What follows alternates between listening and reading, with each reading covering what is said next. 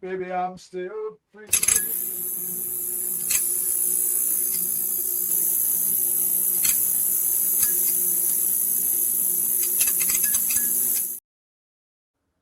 Hail, hail, and welcome to the HomeBhoys Live podcast. I'm, of course, Joe McCann. It is Friday, the 28th of August. We are back. It is a mixture of pleasure and pain. It is a Problems Again podcast, episode 548. It's a Friday night. I'm joined by my esteemed brother, Scott McCory, out there in glorious Campus Line. Fucking glorious. Place of dreams, Joseph. Place of dreams. How are you, mate? You alright? I'm good. When the weather's good, I woke up this morning, it was lashing here. It was like proper, like Game of Thrones, like lashing. And see now, a fucking tropical day. Unbelievable. Strange. One day I'm thinking about buying coal, next day I'm thinking about buying a fucking pair of Bermuda shorts. We're going to introduce that's wrapped it up. Introduce our other guest, Brian McColligan, who's on here. You were talking about the rain and he gave up. the man who's going to bring some knowledge, sense, and integrity to this podcast anytime he comes on. But he's obviously sacked it. He says, like, we're done with this. So it's me and you for now, right? So I suppose we should lay out the kind of crux of what we're going to be talking about tonight, which is going to be the last games, right?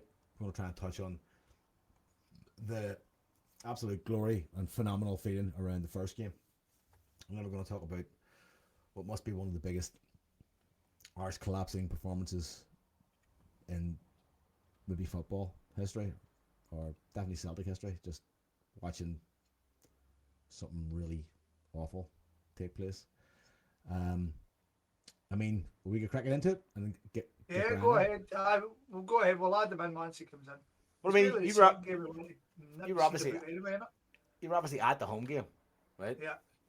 And I mean, let's talk about expectations going in. I felt Brian's there. Brian, you there? We'll try again, yeah. Yeah, ladies and gentlemen, Brian McColligan, a man that brings knowledge, sense, and integrity to this podcast. Former pro and friend of the show. How you doing, Brian? I'm very well. And how are you guys? We were just padding for time there while you were offline. but we were about to just launch head into it without you. So right. Go for it. What we were talking about was I was asking Scott about being at the home leg of the last game. So I think we wanted to touch on that before we kind of get into the actual whole tragedy of the away leg. I mean, so Scott, going into the game, I said to somebody on that day, I felt more confident than most other people felt, right? And then on the other end of the away leg, I felt the opposite way, which is weird. But I kind of felt like going into that home game, it's like, I feel like there's a good energy here. There's something brewing, something moving, something going forward. I mean, something to kind of get behind. And it turned out to be, pretty much amazing. I mean, I don't know what you felt kind of going into the game yourself, or what your people you were talking to, but what was the general feeling going in? Because I'm sure the feeling like going in for some was different than the feeling coming out. For me, so I was invited on to Five Live again. That seemed to be their contact when they don't really want to talk about big things. They get daft old me on. So I came on and I approached it in two ways. I approached it in the way that we've shat the bed so many times that I take nothing for granted. But on the flip side, we've spent a lot of money. They have not spent loads of money. They were pretty much in the same situation with us. They were getting relegated at one point, and they changed their manager and kind of turned it all around. But I still think the nick we're in, we should be beating Austrian clubs at this stage. And whilst I generally, as we always laugh about it, I like to kind of live my life with pessimism, and then that way you don't get upset. Whilst I was expecting a hard enough game, I was expecting Celtic to be decent. So I was nervous, but I kind of cool nervous, as you say. The season started well. I don't know if it's hindsight to say the wins we've had have been great. They've been great watching and they've been fun and stuff like that. But there is a bit of madness about them in terms of every team we've played should have scored at least one goal against us. and obviously Kilmarnock did. So there was that nervousness that European football you're always up against something a wee bit more in general. So in summary, I was nervous, but it was a kind of confident nervousness about the game. I don't know if you want to talk to Brian before we get into the game then. I think for me, if we're starting for the home game, as we approached the home game, obviously because of the two games previously, you'd seen that the team could score goals. And I think if you reflect on last year, that was always a bit that you were struggling with the team to say, right, where's the goals going to come from? How are we going to score 2 and 3, 4 goals? But you could see in the Kilmarnock game, you could see in the Dundee United game, right, we've got ways of scoring goals now. But as you rightly said, Scott, to be fair, they were exposed, and obviously in the Dundee United game, the first sort of 15 minutes probably could have been sort of 1 or 2 0 to them. So that sort of gave you the fear. But because you're always able to score goals, I always think to myself, right, you've got a chance. And you sort of reflect on when Martin O'Neill came in, what he'd done was sort of sewed up the back line and said, right, we're going to be hard to beat. We're not going to ship easy goals.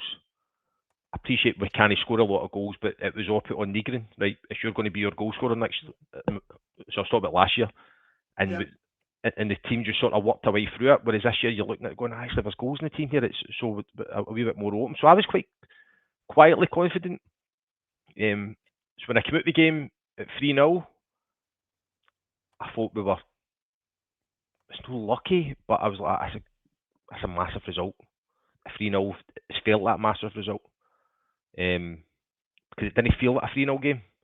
Because I felt like every time they went forward, they looked really dangerous. And obviously that first goal in the first minute, it's one of the best goals you'll see, you'll ever see that's been disallowed. But I always felt as if they were a decent side. Even the headed goal I thought was a great move, and it kind of comes back to the stop the Crows thing, doesn't it? I mean, that headed goal was so it was pretty bad from him, because he didn't need to take that step forward because the cross was perfect, pinpoint. But no, they were decent. But I wasn't sitting going, wow, we're super lucky. I can't believe this. I thought we took our chances well. We probably could have scored another one. We grew into the game defensively, I felt. I mean, obviously it started a bit mental, but it was... I didn't come away going, they're a great team and we've beat them and this is one of the greatest results. And I kind of went, they're decent, but we allowed them a lot of slack. Midfield-wise. So Johnny, who you know well, Brian, Joe, he's a pal of both mine and Brian worked with him. And Johnny's got a good foot, but he'd own him.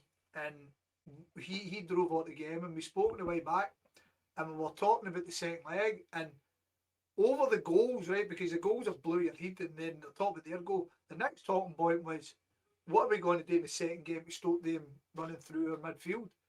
And we never came to the conclusion. We felt, though, could you, in the next game, sacrifice Negrin for somebody who would sit in? And we kind of batted that idea about, because Negrin started the season so impressively well, and he'd scored that goal that maybe you shouldn't. But I mean, as much as, I don't know any Rangers fan, like my dad's talking to me and I'm going, it was 3-0, Dad, but and that the basketball analogy comes out. I said at the time, Johnny said it. I had no confidence, bar the fact that we scored 3 goals, that we would go over there and dominate or beat them. I felt is 3-0 enough to get us through, rather than 3-0 will make it easy for us, if that makes sense. Yeah. There was no total confidence in the performance that allowed me to think we would go there and dominate. The only bit I would say, Scott, see, watching them, the physical presence that they had in the forward line, I was just like, they're going to create chances without a shadow of doubt. And that's how I felt. Actually, 3-0 probably wasn't reflective of the first game. But for me, it's leaving the game last week. And I was speaking to my father-in-law and my brother-in-law were talking about it. And I was talking to my boy about it, and he's like, "Oh, Celtic were brilliant." I says, "The only concern for me was Carter Vickers." I says, because the centre forward gave him about 5 or 10 yards at a start, and it was a straight sprint from the halfway line, and he was 5 or 10 yards. It was ahead of him, and he beat him. I says, that's a concern. I says, because that boy can shift, and Carter Vickers looks as if he's still not up to the point where he should be. And for me, it was just I just felt as if going forward, they had goals. So I don't think you spoke to any Celtic fans who were thinking about Tuesday night saying, Celtic win 2-0, 3-0, whatever it is. I think everybody was saying, it's Phil definitely score, but we're not going to score 4, and we'll score 1 at least. So I think that it was fully accepted that they'll score because we showed enough of a sort of an attacking presence that you went, actually, they've got a wee bit about them at set pieces because they're big, strong and physical. They've got pace up front. If we push our fullbacks on, then they'll isolate Carter Vickers, they'll get a ball in behind them. And you could see that, the glimpses of it in the first 15, 20 minutes. Yeah. I totally agree. In the first game, Celtic grew into the game and then they sort of dictated play. And when that happened, their team sort of backed off. They sat in. And that's where Celtic punished them. I don't think they were a good defensive team. No, I agree. I fully expect them. Found out's not the right word because they'll be getting into the Champions League. It's a freebie. It's a free hit now. They'll be getting into the Champions League for that. But I thought I agree with you about Carter Vickers. I mean, straight away, I think it was like twice in the first. That boy ran away, as you say, big, powerful, big monster. That boy ran away from with ease. But I felt Carter Vickers grew into the game, and he handled them very, very well. And obviously the defence of Runham played well. That night Donovan had a really good game after being questioned beforehand. Well, like you say, everything else, it was more. Once we come to the away game, and we'll see what Joe's saying, but once we come to the away game, it's more I felt we had to change to secure this. I felt we had to change it. I don't think we could. I thought we would have been massively naive to go over there and play the same game, hoping for the same result. Joe, what were you saying? I'd convince a couple of points I was going to make. Like, you made a good point there, Brian, about the physicality of that team. Like, it was very obvious in the first game how physical and how kind of imposing they could be. And I think that's what they took from the first game. That when they into the away leg, they're like, if we physically impose ourselves on this team, they will not last. And that is exactly how it played out. I mean, now listen, we gifted them a lot of shit. Some of the play was terrible in the away leg, but it was. I walked away from that game like some people were going like, "It's done. If we score once, we're through." And I kind of almost bought into that, but I wasn't completely confident walking away. I thought that's a great result and some great goals, and it's easy to get kind of blended by 3 great finishes. But there was something in me going like, there's a lot more to this. There's a lot more to this team. They may not be the greatest team in the world, but that physically, and they had a better understanding of each other as well to a certain degree. Your man Horvath is a great guy for linking things together and making things happen. I mean, and just kind of they kind of seem to sort of get busy around him at times, and it just really gave me pause for thought. But to see the way that it played out in the away leg was just like I actually just sat there, and my son walked into the room and he goes, "What?" Because he was across the road watching one of the senior league teams playing with his mates, and he came into the house and he seen the result. He's like, "What the fuck?" He's like, "What?" I was like, "I don't know." I was like, "Fucking horror show, mate! Absolute horror show." I don't even know how to explain what happened there. Were you in the next game already, Joe? I'm just getting. Well, wait, no. I'm kind of trying to make the point, going like, I mean, that what excited me and made me happy about the first leg, with Celtic, was great, right? But what I also seen that Lask had made me go, there's something more to this team. They can crank it a bit more. And again, I think Brian mentioned that the physicality was just, it was just obvious that it was there, and the fitness too. It's just I think they just kind of maybe got bedazzled by us having a really good game and playing well and some great finishes, and also the environment and the atmosphere. And what I would say about the physicality, Parky they knew, because I totally agree with you, and I don't think anybody can disagree, but Parky they knew, and once we kind of go into because there is a point about the physicality that we've spoken about before, and maybe there was an expectancy when Martin O'Neill comes back to the team.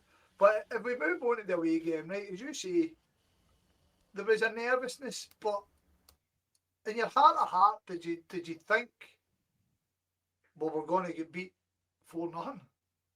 I mean, like Brian's already said it, I felt we'd score. I didn't think we'd win the game, but I thought maybe a 3-1 defeat, 2-1 defeat, a 1 each. But I thought we'd score. And in the laws of averages, you go 4-0 up the tie, you've killed him stone dead. You've killed him mentally and everything. But I will come to it. So, what did you do for the game? Just watching the house, guys? Aye, just in the house, aye. I actually felt as if, see the time that Celtic scored, it was similar to the home leg where they had sort of control of the ball, they moved it across the park, they get a full back up on one side, they come out the other side, get Tierney up the other side, they sort of worked an overload on the left hand side, get the ball cut back, then you have your shot, and you're like, right, you can see how they've scored their 3 goals. So in reflection, that's where the 3 goals sort of came from as well. They sort of moved the ball in the first game I've talked about, and they moved the ball across the park, and we tried to isolate if it was Durnan or if it was Yang on the other side. They were trying to isolate either one of them to go at the fullbacks, and they'd done that for that wee 5 minutes before the goal when you were at right. Sort of Duran, sorry, Durnan, sorry. We'll call him Durnan for now, sorry. We'll call him Durnan for now. Duran, they were trying to isolate him. And you could see, you're like, right, that's worked. But see, as soon as you lose that first goal, that's when I felt, right, this is where we need the manager and the management team to make a bigger decision and go, right, this is what we're going to do now.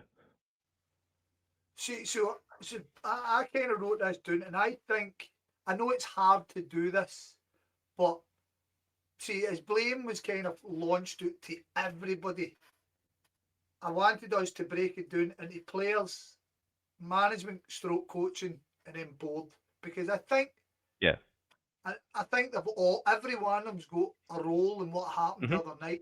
Some more than other ones, but so player-wise, first half we looked like we wanted to keep it tight, and some of the defending was haphazard, but it was desperate at times. I mean, the ball's dropping in the box and there's like 3 people swinging legs at it and all that. But it was working, and then you've scored, and then you've impacted the game, and you start looking like the better team. Like who maybe should have scored. I felt they closed down Duran really well, but Yang was getting so much space and time that Yang was actually looking like your best option. The goal, as you say, everybody's talking about the goal we've gave away because it was so needlessly bad. I mean, I was listening to the RGC podcast and Davy Farrell on, and Davy Farrell's good. They generally bring Davy Farrell on when things have went bad, so fucking he's European expert at this point. But Davy Farrell, and he made the point that he thinks the players almost switched off in terms of, like you said, everyone else are going, we've scored the goal, they need to now score fucking 5 to beat us. Know what I mean? Fuck, that's never going to happen, is it? And that mistake, I mean, there was no need for him to pass the ball there. It was just such a mindless pass. It's a blind pass he plays. See, as soon as he plays it, I'm sure it's up. Because I'm not even sure if he's trying to play it to McGregor or if he's trying to play it back to a goalie. See, if he's playing it back to a goalie, he should play it sort of safe side. So the worst case scenario, it should go out for a by kick. For a corner. But he plays it right to the middle, where the boys obviously it's been on his blind side. He's no seen him. And the boy's just takes a touch and that's it. But it's a But bad. it just didn't seem a necessary pass at that No. point anyway. It just did. To me, it just didn't. And as you, I felt, obviously incorrectly, I felt getting to half time, as you said, getting to half time was huge, and our coaching team would sort it, and we would be all right. But everyone is any level of football you play, you can't let them score the next goal. We can't let them score it quick. You see before the game, if he'd offered the team it's one each at half time, Yeah. the team and the management supporters are like, aye, we're taking that. It's 100% we're taking that. Yeah. But it's Well, but then it's that point that Joe, Joe's on mute. Joe. Fucking dick. Sorry, I'm here. I was speaking with somebody in the chat was asking me to put my audio up, so that my head's coming across. So I'm just Tell trying you, to you don't listen to me, mate. Of course, I don't think the fuck does. Now, what was your thoughts on the first half? First half, I was quite buoyant watching the first half. As soon as we got that goal, I was like, I then bought into the idea of going that if we score the first goal in this game, Yeah. it's probably over. And I was kind of almost going like, I'm a bit tired. I might wrap this at half time and go to bed. I was like, this might be done. I was kind of really like going, this is good. But again, I also wasn't completely sold on how we played, and I was I thought we were all right the first half, man.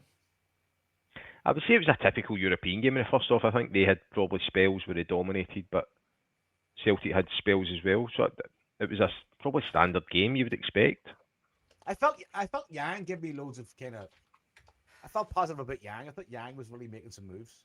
He was getting making good runs on the wing and trying to get to the byline and trying to cut back, and he played the ball in from McGregor for the goal.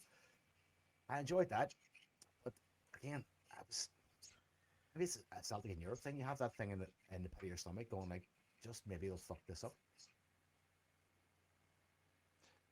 That wee guy was really, really impressive in the first half as well. Was it Lubicic, was it? And then he scores that. Fucking 48 minutes. Fuck me. I mean, that's a cardinal sin, isn't it? I mean, Here's the thing. Some of their finishing and their goals were great. Do you blame those in Sinisalo? Well, that's what I'm saying, Joe. We'll kind of get through the game and then we'll double back and we'll get the players and then we'll move on to the manager and what we felt we could have done. But I suppose you've got to date as you go. No, I see. While Sinisalo, we spoke about Sinisalo. When was that, Brian? We spoke about him 3 weeks ago or something. 3 weeks ago, and we said he's all right. He's no fucking great. He's no doesn't make big saves, but he's no winning his games. I think that's. I mean, I still think that's fair. I mean, he's a bog standard keeper, but the frustrating thing for him is that we've had a litany of really, really good keepers over the last 20 years. And see, once it kind of dips down, it's very, very noticeable. I mean, like, I know we're going, big Fraser Foster saves 2 of them, didn't he? Aye. I mean, after Boris saves, I think Joe Hart saves a couple. Maybe. I mean, it's... So, whilst I think the defeat doesn't fall anywhere near his feet, a really good keeper does. Well, he also saved. And I think Celtic should have a really good keeper. He saved the penalty. Obviously, too late in the day to be saving a penalty. Yeah. But well, that was him giving his false hope, wasn't it? But I mean, I was kind of the feeling like those long range shots at last were taken, like that they clearly identified what they thought was a weakness. But like, well, if we just have a dig from here, and like, how many shots did they have on goal? But Joe, I spoke about it earlier. Right, I played defence all my days, right? Obviously, a fucking very low level.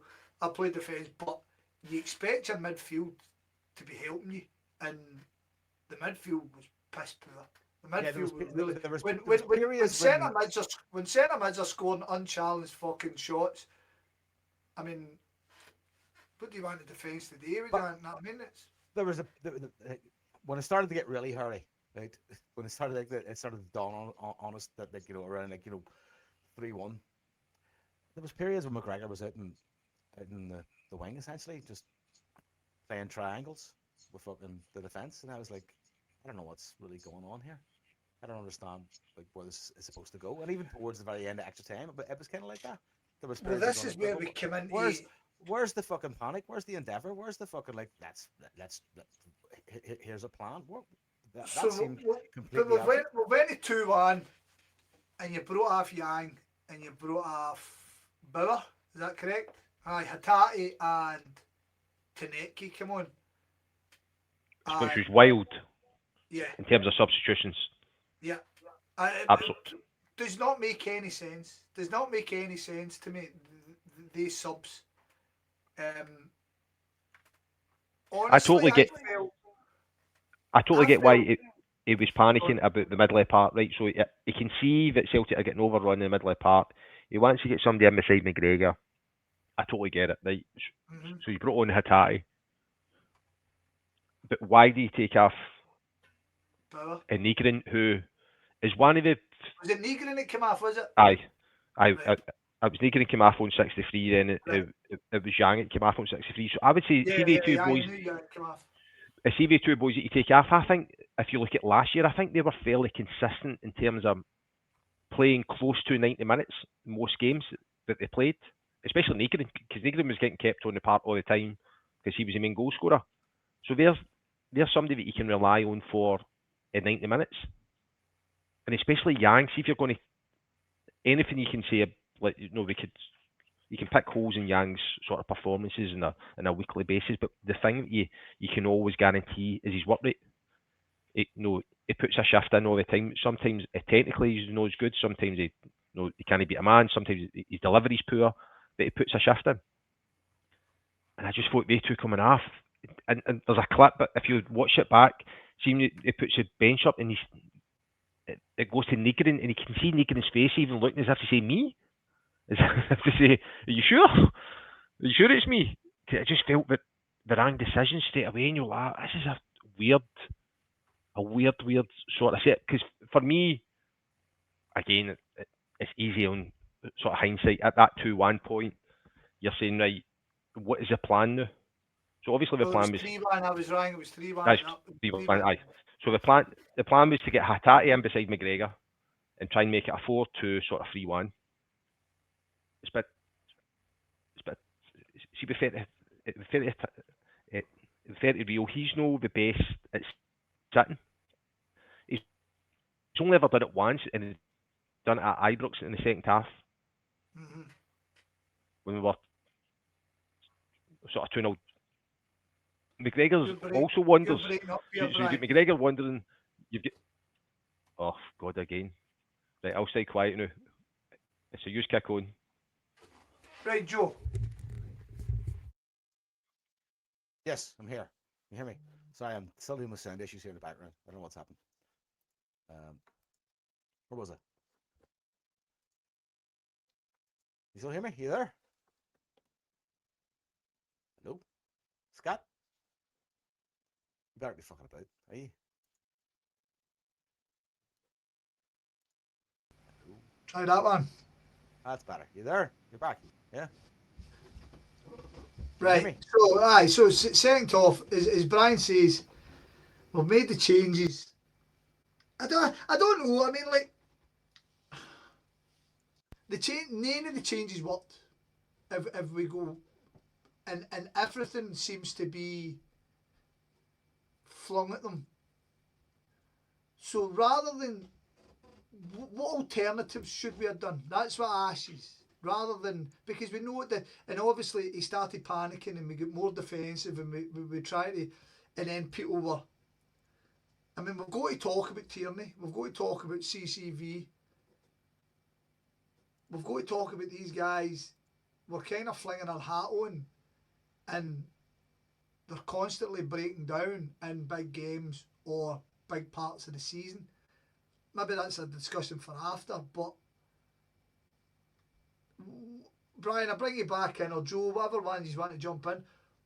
What would you have done differently in terms of subs? I would have looked at the game and thought to myself, I think we need someone who can hang on to the ball and Which someone is who can why drive forward, who can kind of drive forward a bit and have experience and knows how to play these games out. And I would have brought someone like James Forrest on. Are you surprised? I think James Forrest would have come on had CCV and Tierney no had to come off, and Donovan, because Duran done nothing. You think so? Yeah, I mean, I do kind of feel bad for him a bit though, because I mean, at the start of the season, I was kind of like going like, this guy's positioning, like, he doesn't look like he belongs out there, and all he ever seems to want to do is kind of cut in on his left foot, or either try and play somebody into the box, which is all well and good, but I get the feeling that he appears to want to be more in the middle. No, there's no doubt. I don't know. I kind of disagree with a good bit of that, Joe. Right? That I agree that he wants to be in the middle. He's a striker. There's no two ways about it. But he has played in the wing. I think you know what I'm talking about here. You've played football. Like, say, I've got at my Wayne's team that I've got these wee wingers, and I tell them constantly that if they assist, it's for us it's better than a goal. But they don't see it that way. They'll only start assisting when they score. See, once they've got their goal, they'll assist all day, but they've got to get their goal. And that's what I see in Duran, because he's a striker, he wants goals. But no, the irony is, I don't think Duran done anything wrong when he had the ball. We're going to come to it, in my opinion, and I'm really looking forward to what you've got to say, but they scouted us. They looked at the game before, and they doubled up. They didn't let him breathe, and that's how Yang ended up with so much of the ball the other side, and Duran done nothing. But the irony is, Duran kept every time with the ball, he was putting a ball through. He was holding it up. He wasn't losing it fucking like willy nilly like a lot of the rest of them. The injuries in the back line hurt us. I think hurt us big time, because you would have had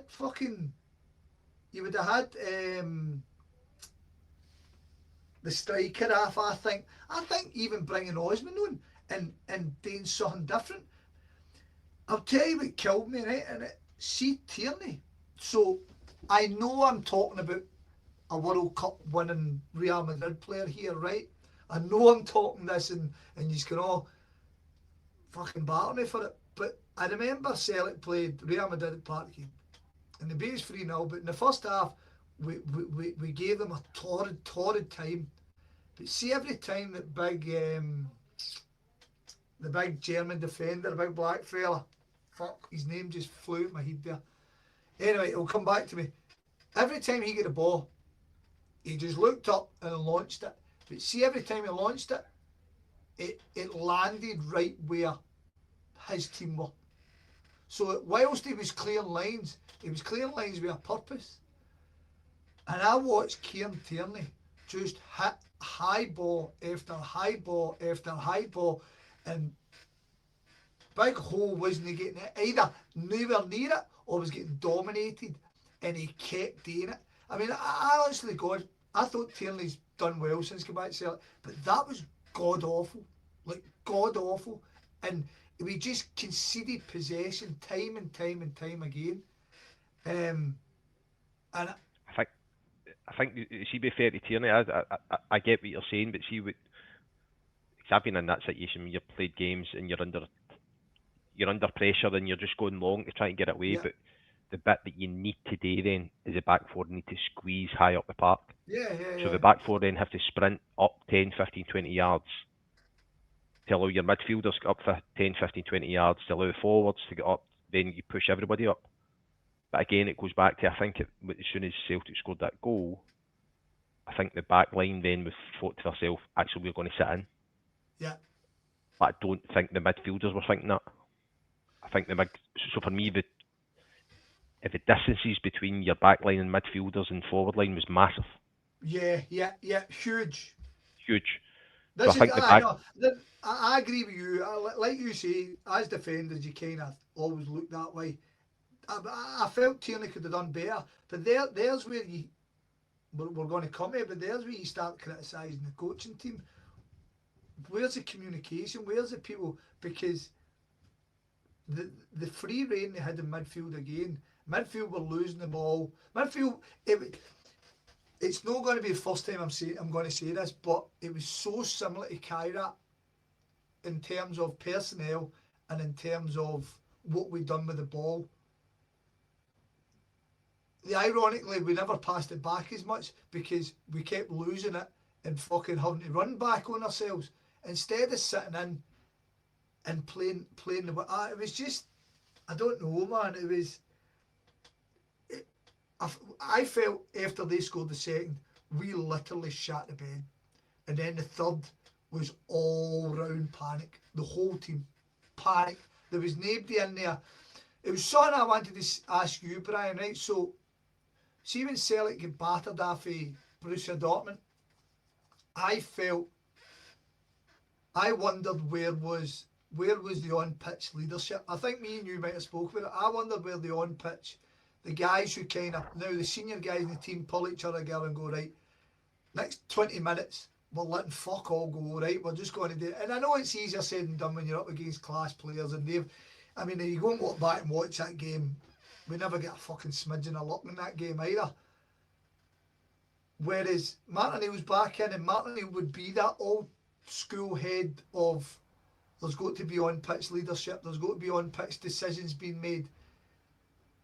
And I didn't feel, I just don't know, I'm starting to doubt, see the guys who have been really good for us, start to doubt them in terms of the real level they're at, you know what I mean? Does that make sense? I was ordering the show. I know, it's funny to say, because Frank McAvaney this week on his, on the Let's Be Frank podcast said very much the same thing. But he said, seeing a situation like that, he said, when I was playing, he goes, Roy Aiken would pull us all together and go to each person and go, no more. Fucking no more. Exactly. One goal, not another fucking goal. Yeah. And pull together and go, and he's great. Nobody fucking no more. Where's that? I need to malky to anybody. No, nobody's fucking. Well, you think about it. Fucking. I think that, and again, this is when you sort of touch on the board a wee bit. I would say, if you look back in the game when it's when they're 3-1 up, I think Big Casper, who's still really high up the park, Yang and Duran are still very wide. The three boys in the middle of the park are spread out. But if you ask any, still fucking overlapping, Brian. The fullbacks are still overlapping. But then if you're asking a manager saying you're 4-3 up, with 25 minutes to go, is it? About 25? No. Oh, 30 minutes to go. Something like that, about 30 minutes to go. It's what do you want to do? Well, basically you want sort of 10 people behind the ball. You want Big Casper to sort of drop off the game and leave their centre-halves on it. You want your three midfielders to be narrow. You want your two wide boys to tuck in. You want your fullbacks to tuck in beside your centre-halves. And you want them to sort of force them to go long. Whereas actually we were forcing them just to go, sort of play through us, because we were still at times pressing, but we're pressing in ones and twos. And again, this goes back to the point, I don't think, and this is where I'll give him the benefit of the doubt, I don't think we've had the time to work on like who presses and who doesn't. There was a clip going about where second half in there, or was it the first half actually, and Lass are going down their right hand side, and we board goes out to the left and presses. I think Nygren's practically the second centre forward, and McGregor's standing in the middle of the park himself.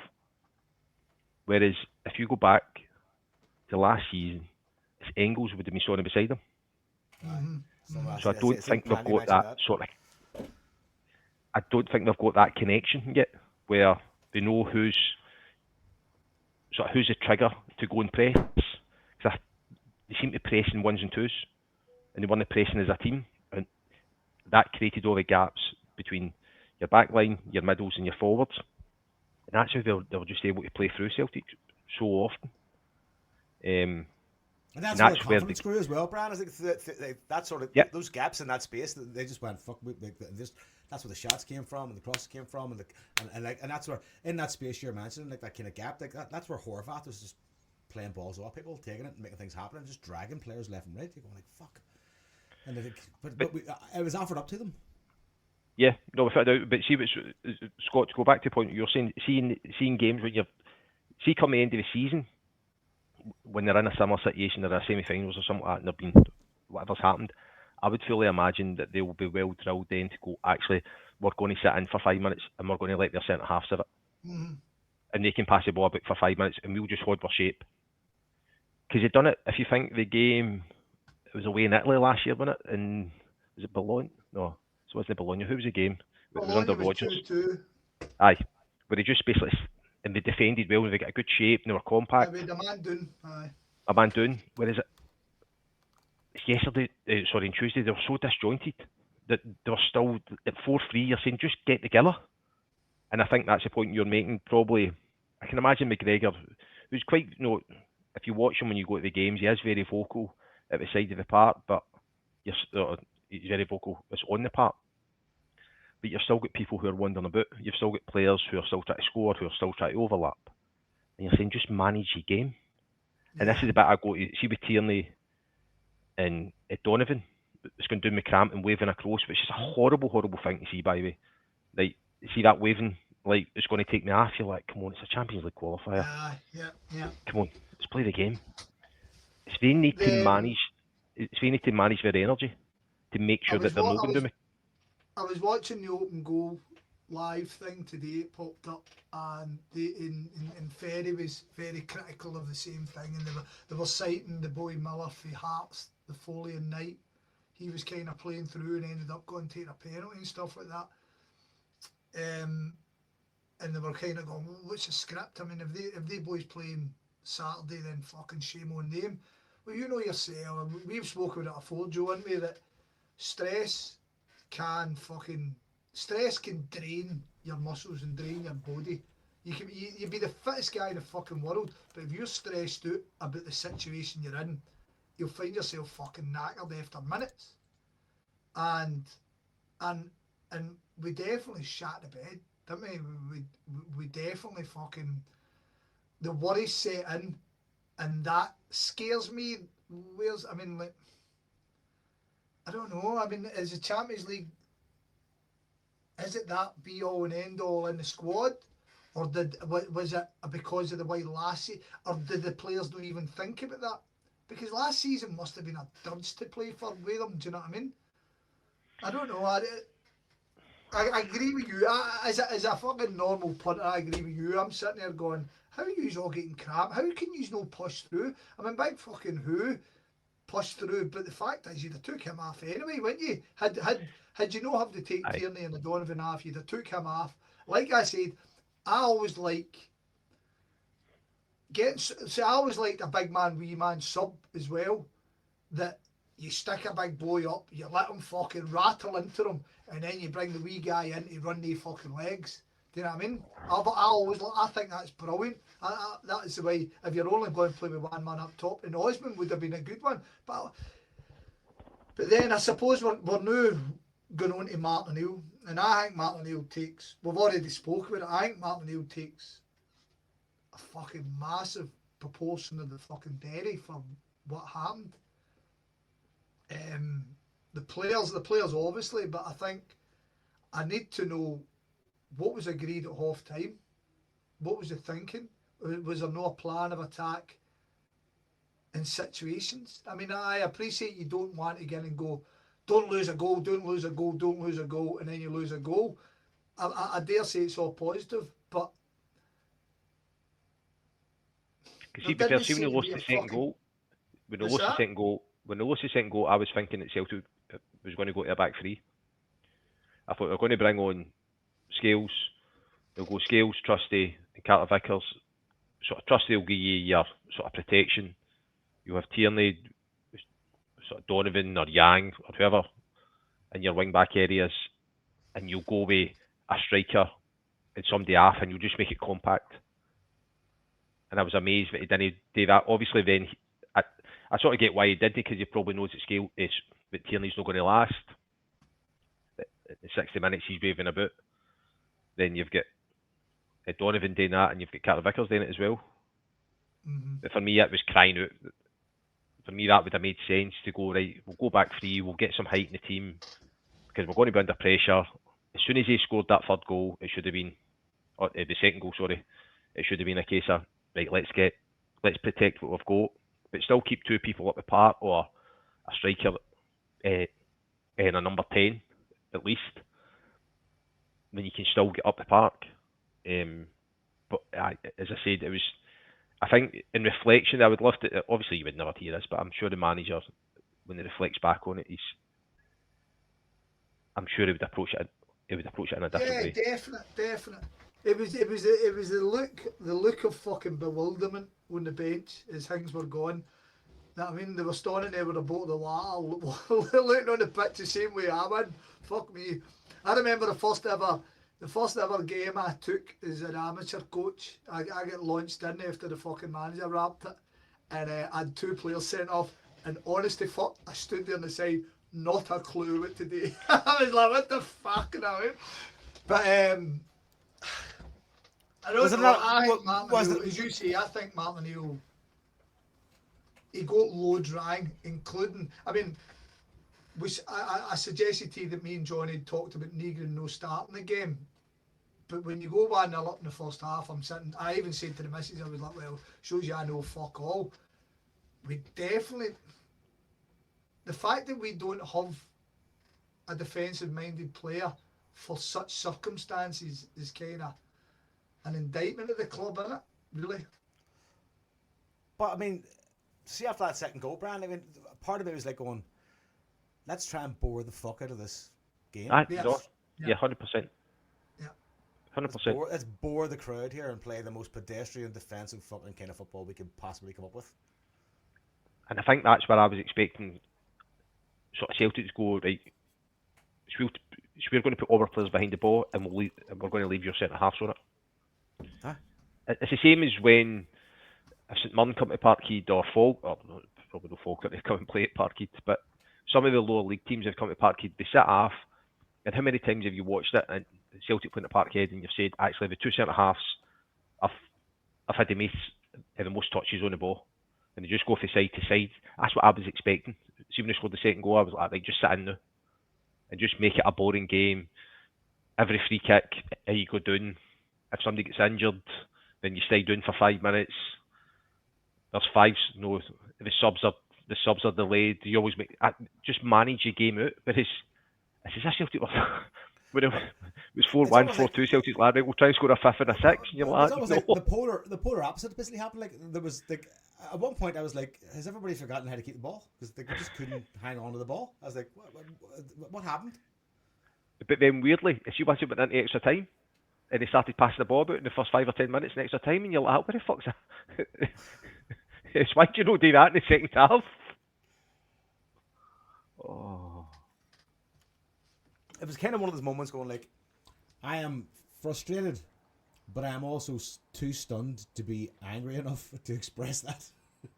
I mean, it was sitting there going like, I can't believe this is fucking going on. I think it is one of these sort of disjointed games, and obviously last year was a real sore one, but see, because it was nothing each over the 2 games, and you were like, actually, Celtic have not played that well, and you're like, right, fine, fair enough.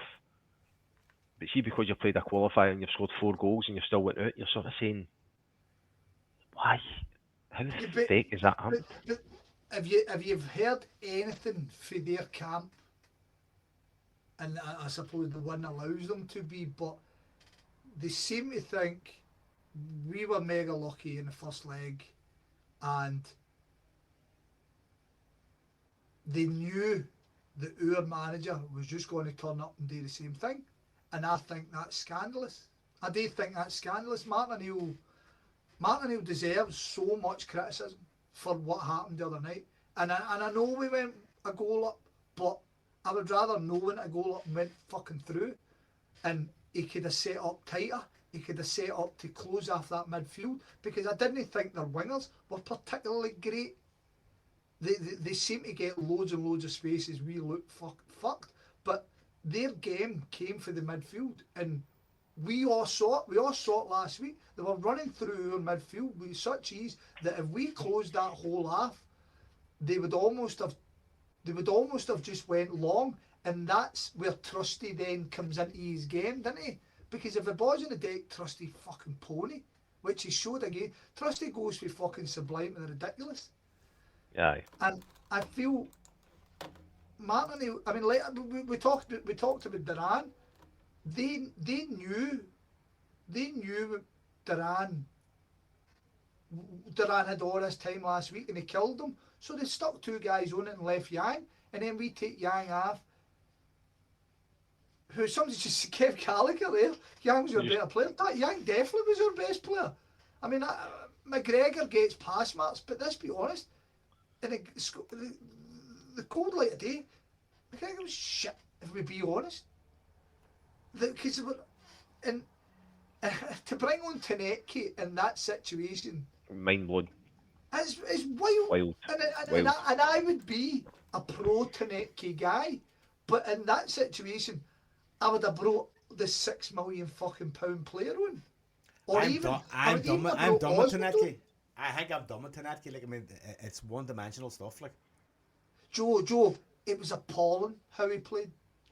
It was appalling. Like, absolutely. And as we get to the end of the game, right? So somebody said to me, "Do you think Murray could have played him offside?" And I'm going, see, in fairness to Murray, right? I probably should have, but see the way we were defending at that point, it was even worse in the first half. We were literally just get that boy fuck.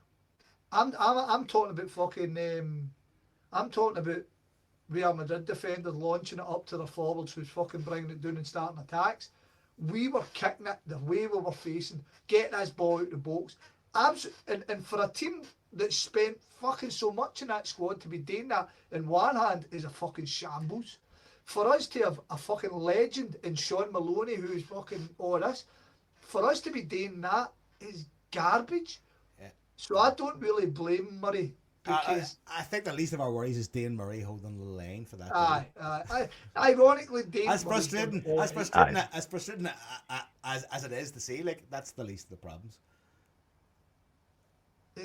I think, see, to be fair, I know this sounds really bad. I actually thought Dane Murray done all right. He came on, he won headers, he was aggressive, but it was one step. But you have to remember, we're hoping for an offside, and I think it was like 6 yards out, something like that. So it's not as if he's dropped deep for about 25 yards out, and he's not read the line with everybody else. I think he's tracked the boy at the back.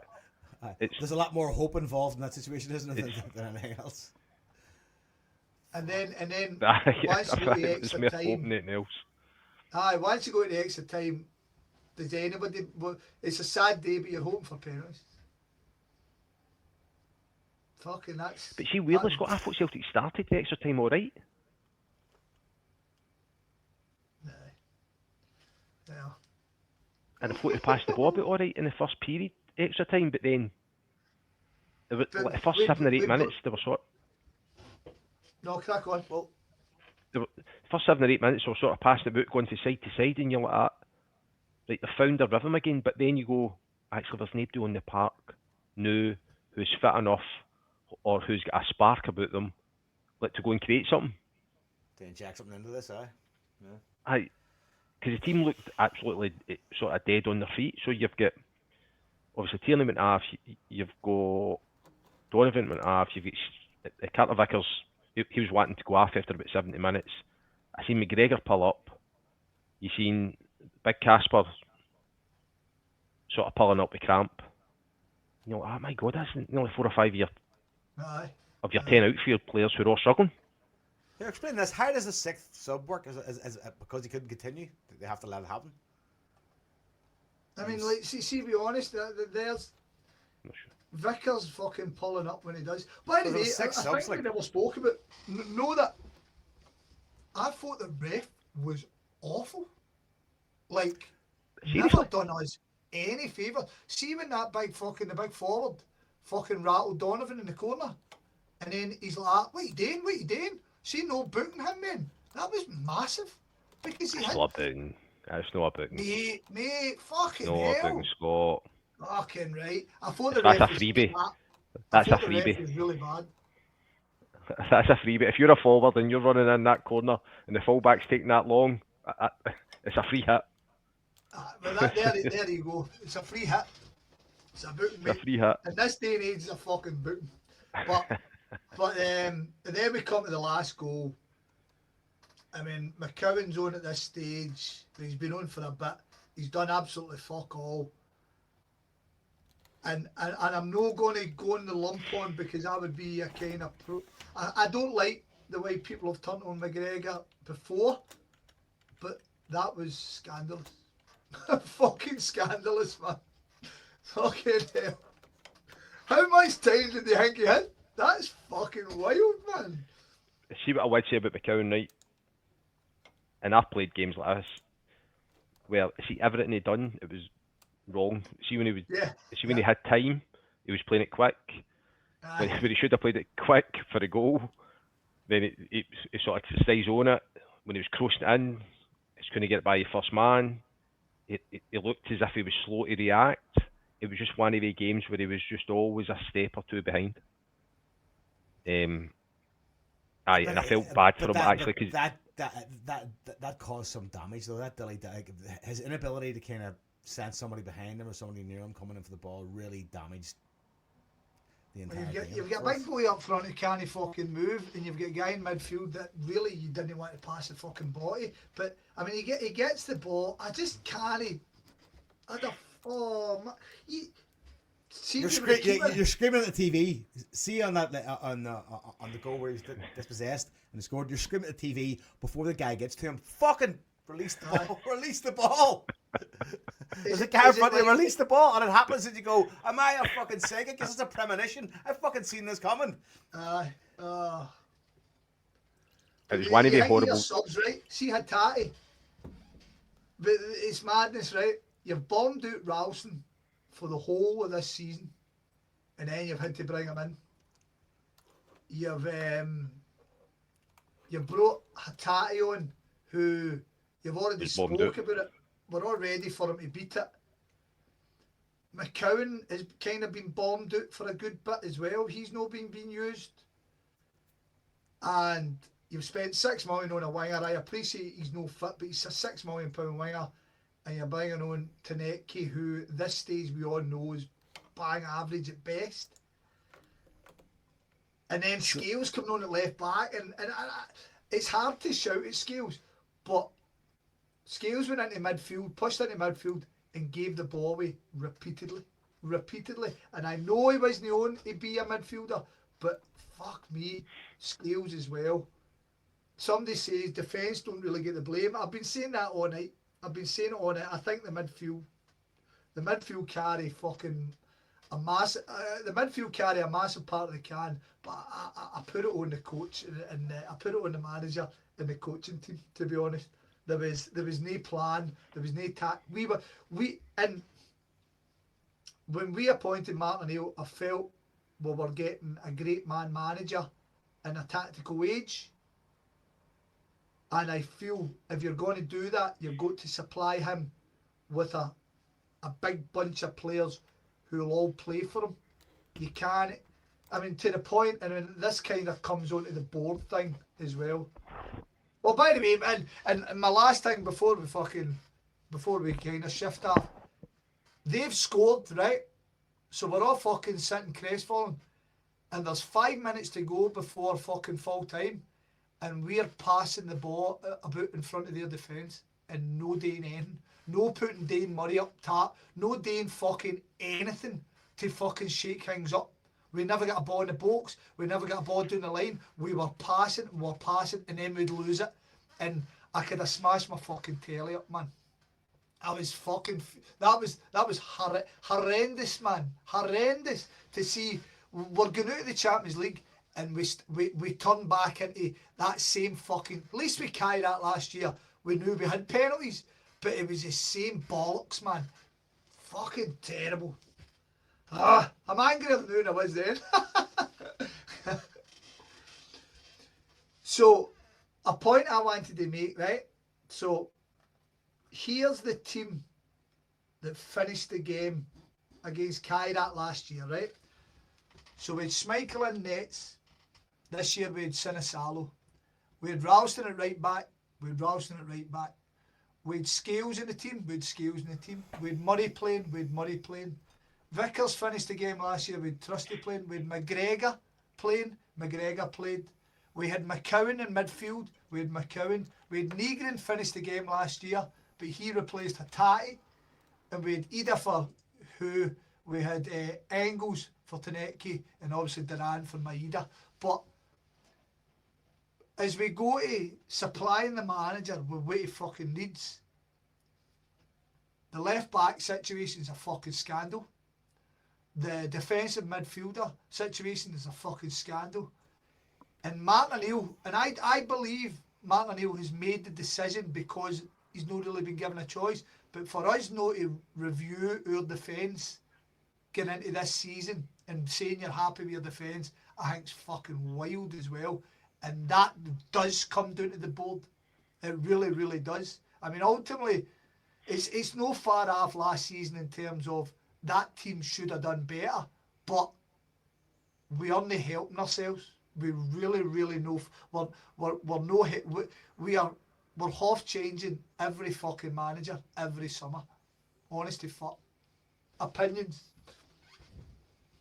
Do you remember a few weeks ago we were kind of fucking, well, I was maybe going a bit over the top about what the Celtic board had done and was spending money and stuff.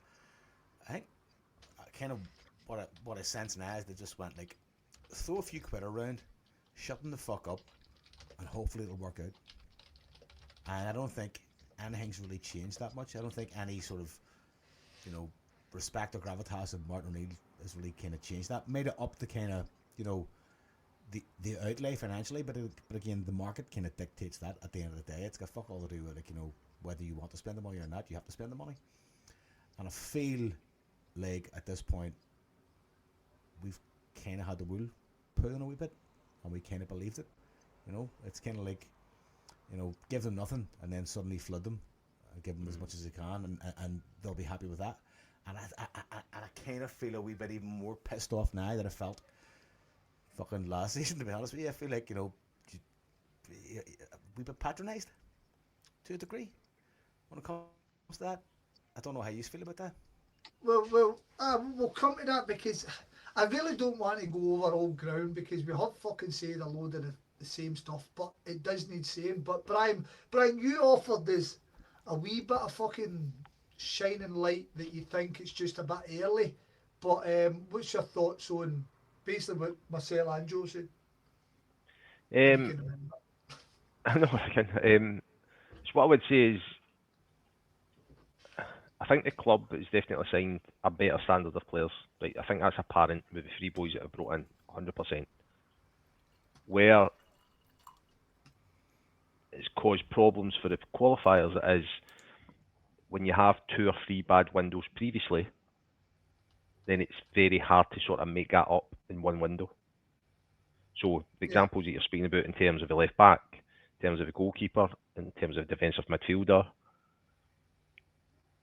there's 3 players that we've known about probably since the start of this year that we're probably going to leave.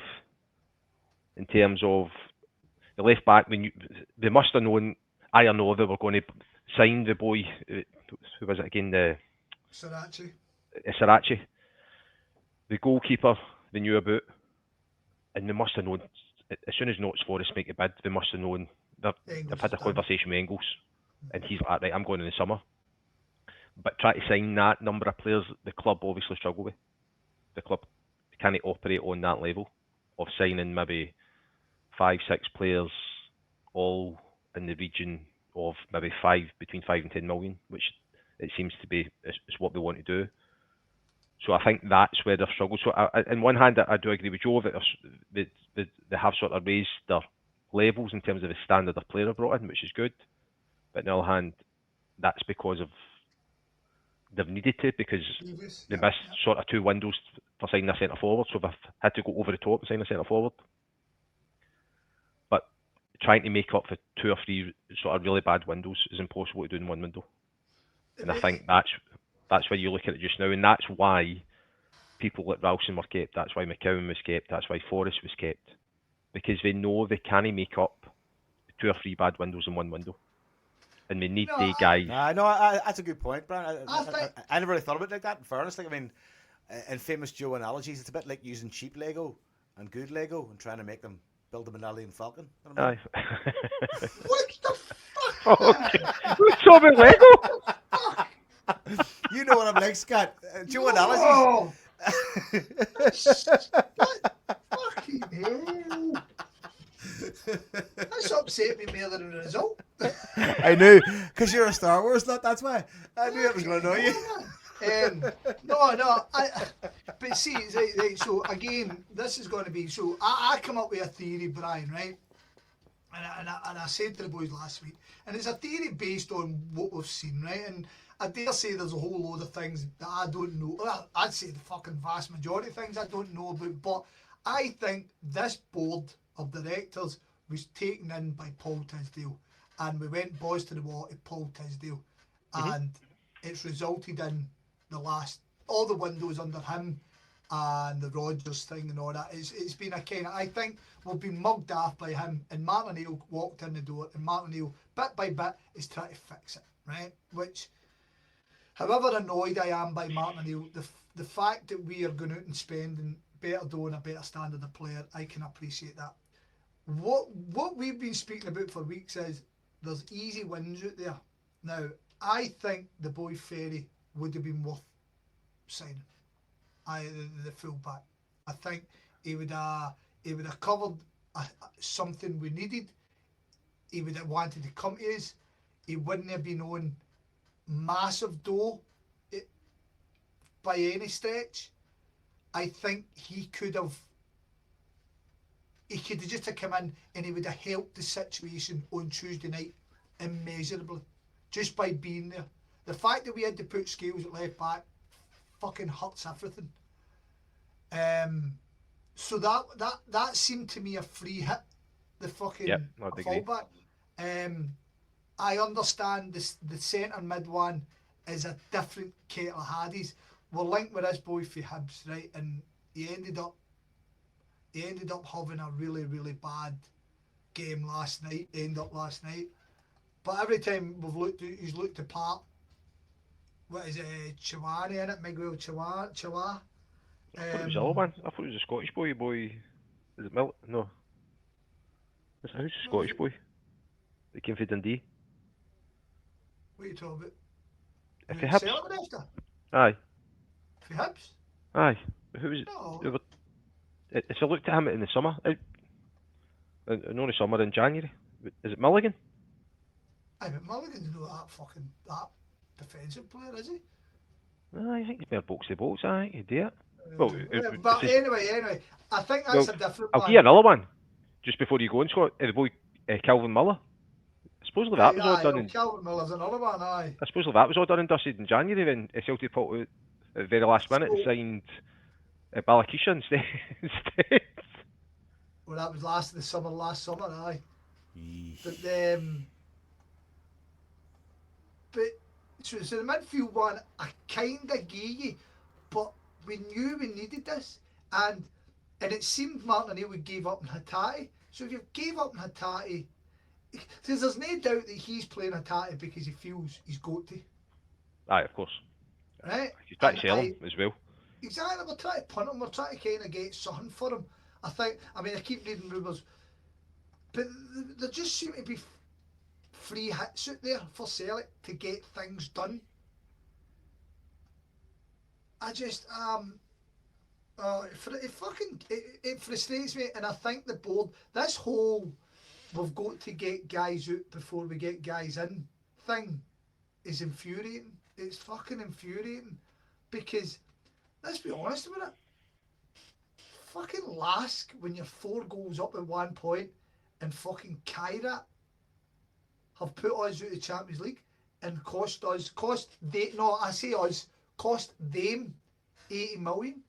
I mean, it's fucking madness. It's genuine madness. And as I say, I dare say what Celtic have went, right, well, I mean, you think the amount of money we've wasted in defenders the last fucking 3 years? I mean, it's just, I don't know. The board aren't getting away. The board aren't getting away with this. The board are as culpable as the rest of them. I think Martin O'Neill takes a fucking heavy blame. The players deserve a fucking shitload of the blame, but this is, I honestly think it's a devastating one. I think I was saying to Joe earlier, I think it's a weird one. 'Cause I think it's a sorer one than last year. Because of the goals. Because you're in a better situation. You've got it fucking game management. You go through. It's your 4-0 up with what's that? Sort of 55 minutes to go or something. Sort of 60 minutes to go.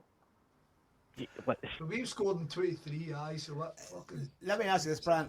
As a man that's played the game, right? Have you ever seen or been involved in an arse collapse like that? I've been involved in games where you're going fine and all of a sudden just everything goes. Really? And you can't stop the game, you can't get a grip of the game because everything that they're doing is always like 2 steps ahead. But that's the point where you sort of need people to manage a game, and at that level, see if that was who we talking about?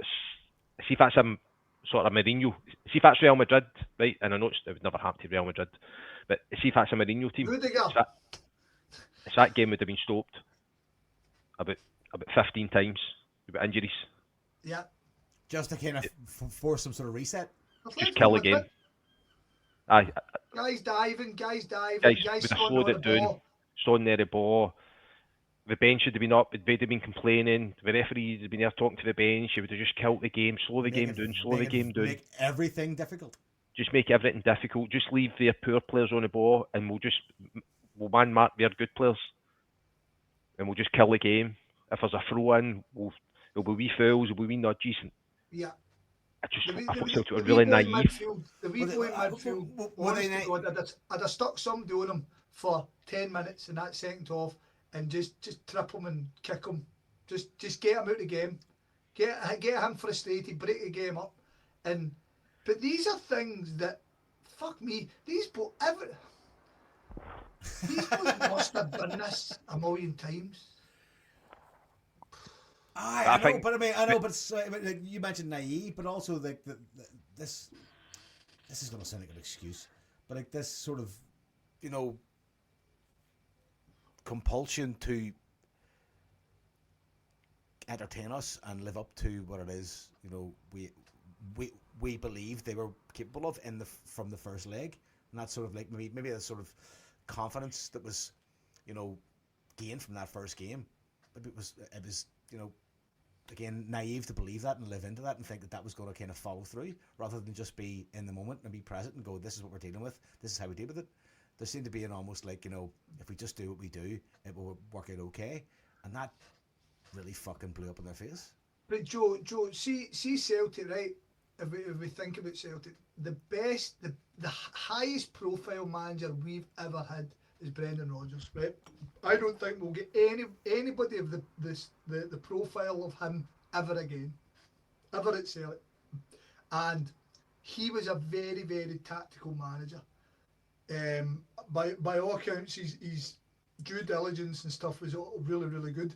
But see, when it comes to Celtic, you realise that if you just keep your guys in top form, you'll beat the vast majority of teams. You don't need to overanalyze Scottish football. You'll win it. And I said it earlier on, Martin O'Neill probably at that point as well. And there'll be the odd game like Dundee United where things don't work. But in general, a Celtic team, just by player-wise, should be able to beat everybody in Scotland. Just by player-wise. Not even forgetting tactics and everything. But then we come to Europe and we were tactically beat, I felt, on Tuesday night. And what worries me was we weren't tactically aware at any point to stop that. Now going ahead, I'd like for all yous to all fucking go tomorrow and have a rage.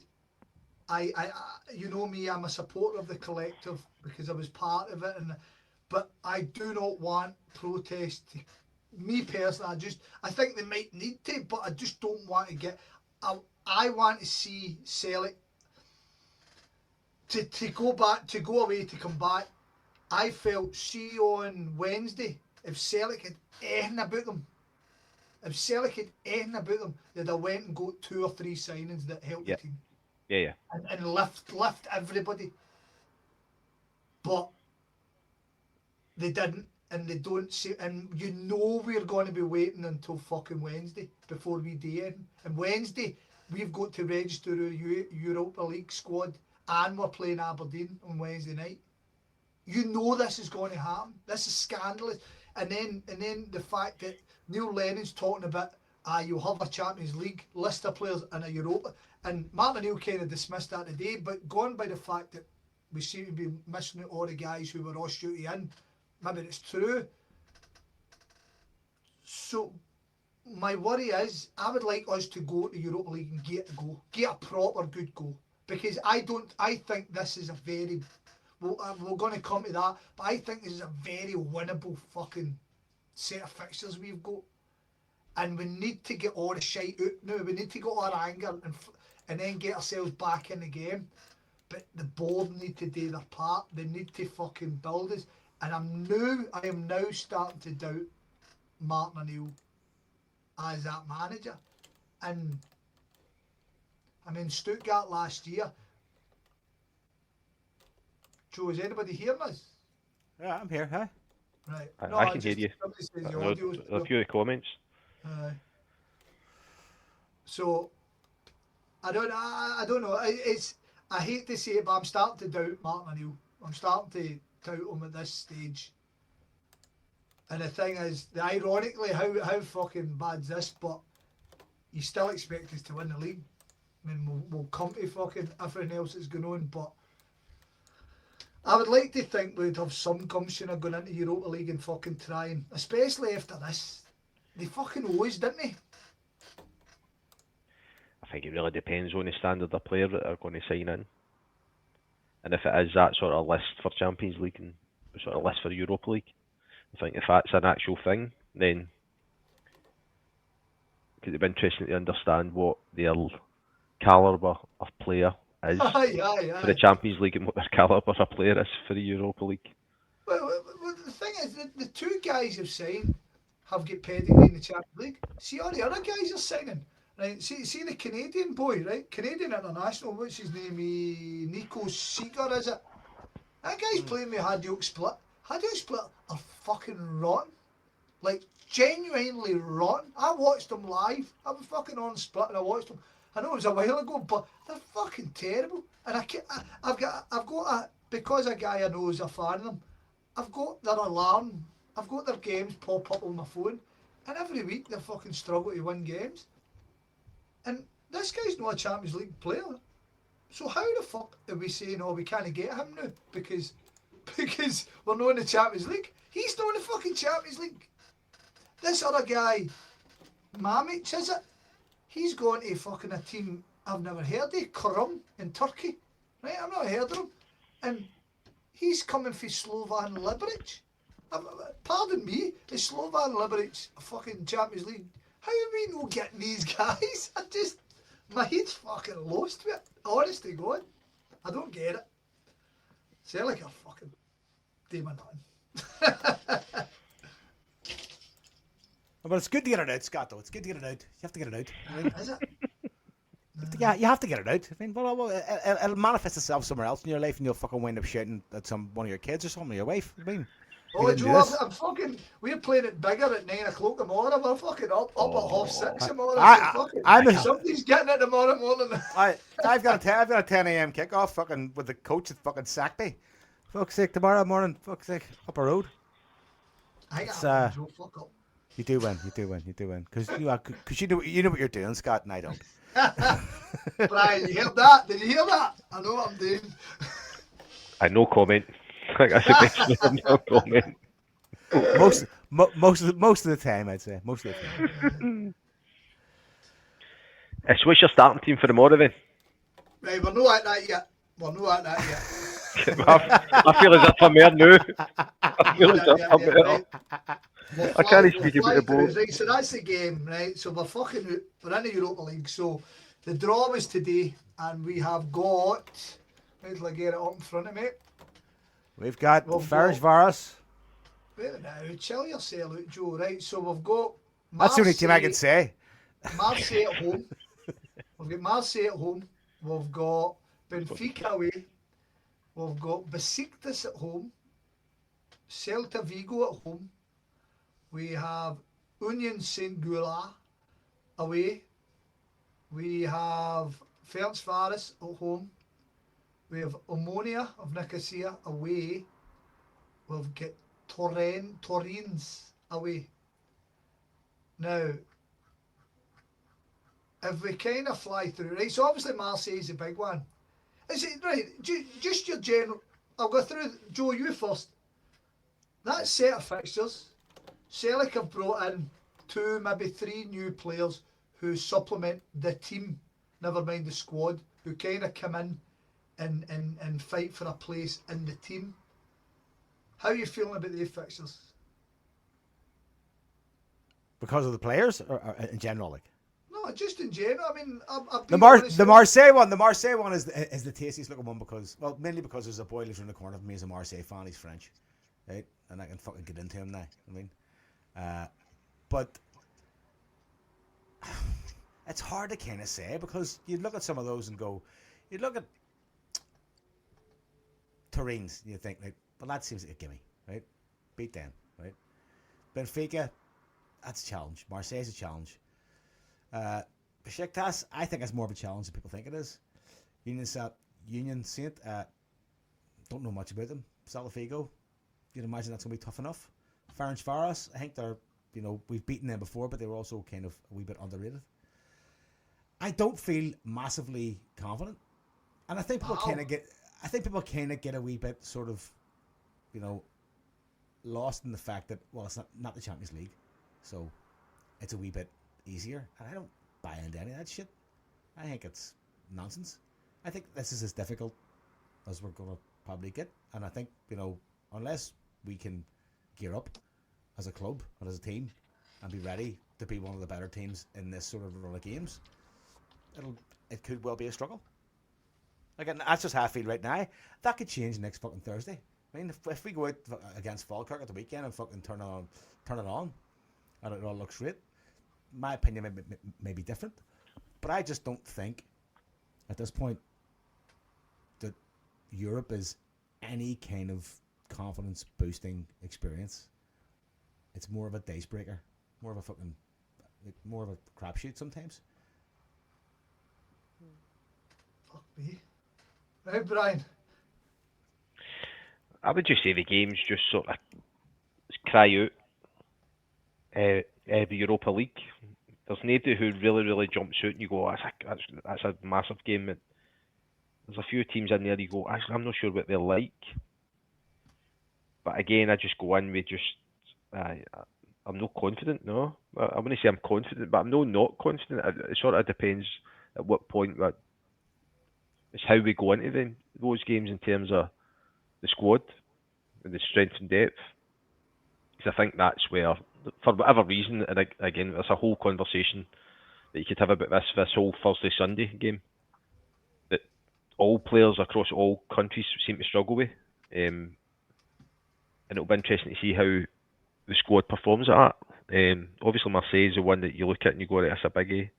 Obviously, Benfica was going to be a hard game, but as I said, Celtic away from home in Europe, I'm never confident at all. And you're probably still looking at what, sort of 10, 12 points to qualify? Sort of somewhere in that region. But they could well turn up for games and perform. Because they're signing players, the 3 players I've brought in so far are of a standard who could easily could walk into any of these teams. But have you got that strength and depth in the squad? That's a bit that you need. I'm not confident nor unconfident. I'm more curious than anything else. That's probably the best. I have the same as usual. I'm more curious. I'm curious to how this goes. Obviously, Scott's is super confident, and he's written off about 4 of 8 teams, just saying they're getting hammered. We are bombing Scott out the fucks. No, I'm just honest to God. Right, so Benfica aside, right? Benfica, I've wrote that game off, right? Marseille are one of the biggest fucking up and down clubs going. They should be one of the hardest ones. They're the pot one team. It's going to be tough and tough. But if we can get ourselves sorted, obviously for Tuesday night we're going to get hammered in fucking every game. But Parkhead's a different kettle of Hades. Marseille at home. Hopefully we've done enough signing wise that everybody's kind of trying to get him back in the horse. Right, Benfica away is what it is. As I say, I've fucking been all there 3 times, watched us get beat 3 times, so I'm fucking no. Besiktas, the fact we're playing them at home, I fucking watched Turkish teams get beat half of fuck. I mean, the amount of money that's spent by Turkish teams and what you get for them is wild. Celta Vigo, a La Liga team, you've got them at home. It's a good tie for us if you're going to play the La Liga team. Union Saint-Gilloise, I like you say, Joe, I don't really know, right? So, I don't know. I am pretty certain they're not going to play their games at their home stadium because their home stadium's tiny. Ferencváros, they've had some really good results. They look like a club that's kind of sorting itself out. Be a tough home game as well. You've got to think we're beating Ammonia. You've got to go there thinking you're going to beat them. Neil Lennon fucking managed them recently. So did John Carver. Fuck me. And then this Torrens mob are a second division Portuguese team who play in a fucking 2,000 people stadium. I know they're going to move to this. So wait a minute, I've got it in front of me here. Right, so the Torrens will play the Europa League at the municipal stadium in Lira, 90 minutes long, and it had 24,000. So they're going to be playing at a municipal stadium. I don't know how many home fans this fucking mob have got. I don't, honest to God, see as this fucking team is gone. Right, if we can improve, which I think we've got to think we're going to get better as the season goes. I would hope so, rather than worse. But I honest to God think, I was listening to another podcast, well, who was it, the 90 Minute Cynic, and they'd done 3 dummy Champions League draws, and Mars collapsed at every one of them. Every one of them, I was like, this doesn't sound like fun. Really doesn't. The teams we were drawing with. And see the new, Brian, you're saying I need it. Why no? Why fucking no? See if we go and get the guys we need for the positions we need. I'm fucking, this be looking at top 8. Honest to God, I just think, I'm not writing anybody off in arrogance, especially after Tuesday night, but I've seen the majority of them, and I think we can. I don't think we should be shiting ourselves in for any of the teams, to be honest. I don't think we'll be shiting ourselves, but I think as we kick into the season, sort of depending on how the next couple of weeks go in terms of the league season, if there's a gap created, a significant gap created, which it could well be, then it could be all focus on actually go and have a right good run at it and go and see how far he can go in the Europa League. But it really depends on the quality of player that's going to be brought in. And obviously we're sitting on the Friday night. It's what we've got until Tuesday. Is it Tuesday or Wednesday? Transfer window We've got shuts? till Wednesday. We've got till Wednesday to register them. We've got to Thursday at 5 o'clock to sign them. So obviously Wednesday then, innit? Wednesday at 11, I think. So you're really, you're sort of shutting up shop soon. So you really, and obviously the games tomorrow, if anybody's half decent, they're going to be playing at the weekend. So that's where probably sort of reservations come in. You go, actually, this squad, is the squad is big enough, Yeah. is it strong Yeah. enough to handle it as it is just now? Probably no. We need probably well a goalie, a left back, a defensive midfielder, a minimum. Then sort of taking that into consideration the whole situation with Jota.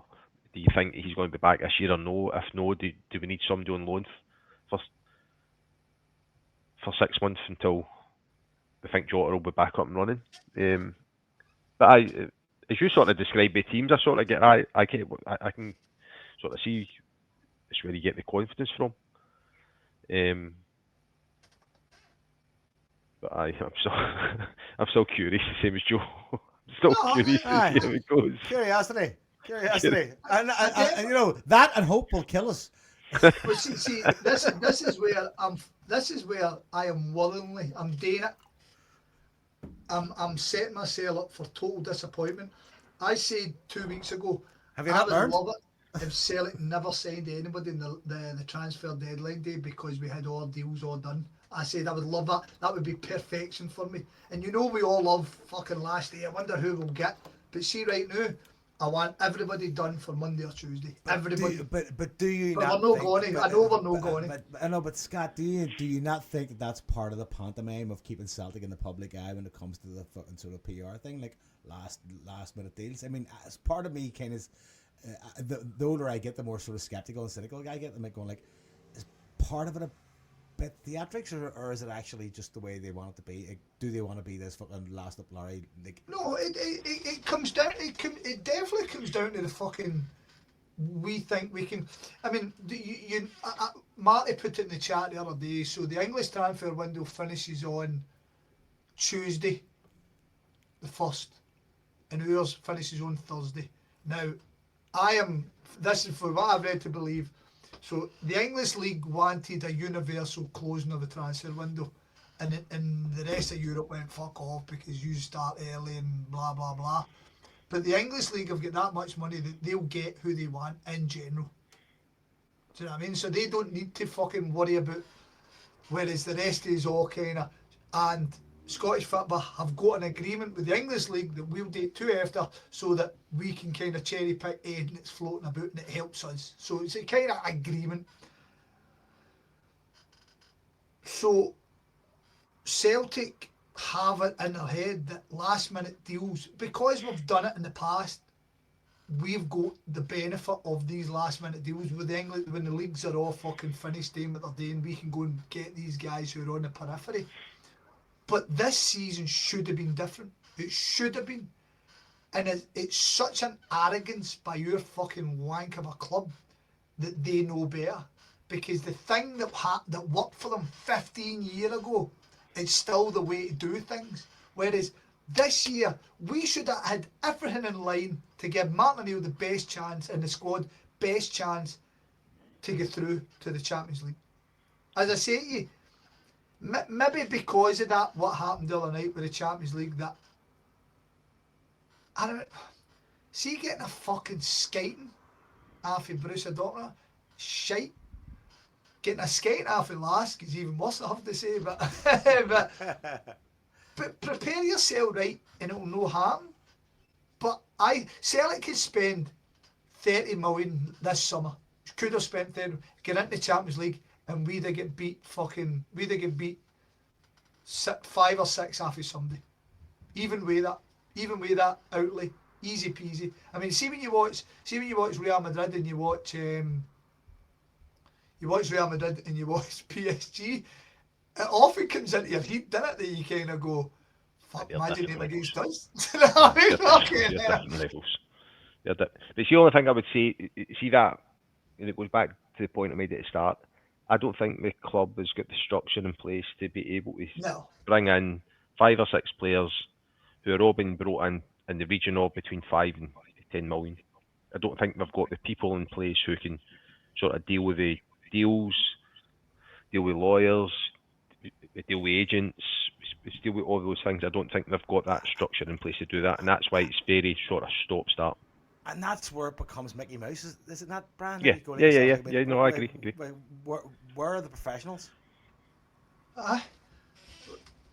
If I'm running any kind of like operation or business or project, I need knowledgeable, competent, capable people, and I need to know that that's what they are before I start anything.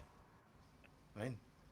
And if you are operating without those kind of solid foundations underneath you, when you're trying to like embark on like developing relationships, developing like progressing, deals or whatever, collaborations, partnerships. If you haven't got that, everything's on a shaky peg. Yeah. Everything. And I think that's where and I think that's, and it sort of goes back to what you said, Joe. It's a hope it kills you, because it's taken them. So the season finished on the 25th of May. So what we nearly about 10 weeks, well, 12 weeks. June, July, August, and we've signed 3 players. So it's taken us 12 weeks to sign 3 players. And tell me this, Chamberlain. See for us not to know Chamberlain was suspended. That was embarrassing. That was embarrassing. Because that boy could have made a big difference last night. Again, that's the kind of gap in the detail the professionals will know. Yeah, I agree. 100%. Yeah, I agree wholeheartedly. If you can't do it, go and get somebody that can do it. 100%. 100%. I mean, fucking, there's a level of humility involved. Going like, I don't know how to do this. Yeah. Let's find somebody. Exactly. I'm like at my job going like, what's happening? Look, tell you the truth, I haven't a fucking clue. But I know a person that might know somebody that might know, and we'll chase that worm for the next 2 weeks, and we'll see what it brings. And fucking, if it doesn't bring nothing, we'll start again. But we won't stop chasing the goal, because the goal is to find the best way to make this happen. Well, another thing about the Europa, Besiktas, Big O plays up front for them. Celta Vigo, Starfelt plays in defence. Marseille, Timo Weah plays with them. And fucking Arzani is it fucking Ferencváros. We are fucked then. Certainty. Absolutely. The best players in the world when they come back to play. Lager Bielka looked like a world beater last year for Braga, man. It's like a fucking remember me tour, isn't it? The only guy who's actually turned up and actually stank the place out coming back to Parkhead was that keeper. Because he was that bad. Fucking Barkas. I know, but he went on to be. No, but do you not remember last season? He kicked the ball straight out forward. No, that's right, aye. That's right. So fuck him. But aye, we're winning the fucking Europa, mate. We're winning Europa. I'm glad we've turned the tide. And a more serious note, it does really. See the next couple of weeks. See if you go and get positive results in the next couple of weeks, and you do go into the Europa on the front foot, feeling positive, looking forward, saying right, we can get a run in at it. But I think the standard approach from the majority of Celtic fans when you get knocked out of the Champions League is right, just deal with the league and the cup. I don't think the majority of Celtic fans. But that's frustrating. That's frustrating. And that's where the next couple of weeks will become very important. So see if you go and win, like tomorrow, if you go and win comfortably tomorrow, midweek, right, blah blah blah. Then you go and win games, and all of a sudden you go, right, I actually like this. We're doing well in the league. We're going to have a right crack at it. We gave up the ghost, and then you go and beat Feyenoord. You're like, fuck me, you know what I mean? Right. Well, here, listen. The dreamer in me thinks this. Right.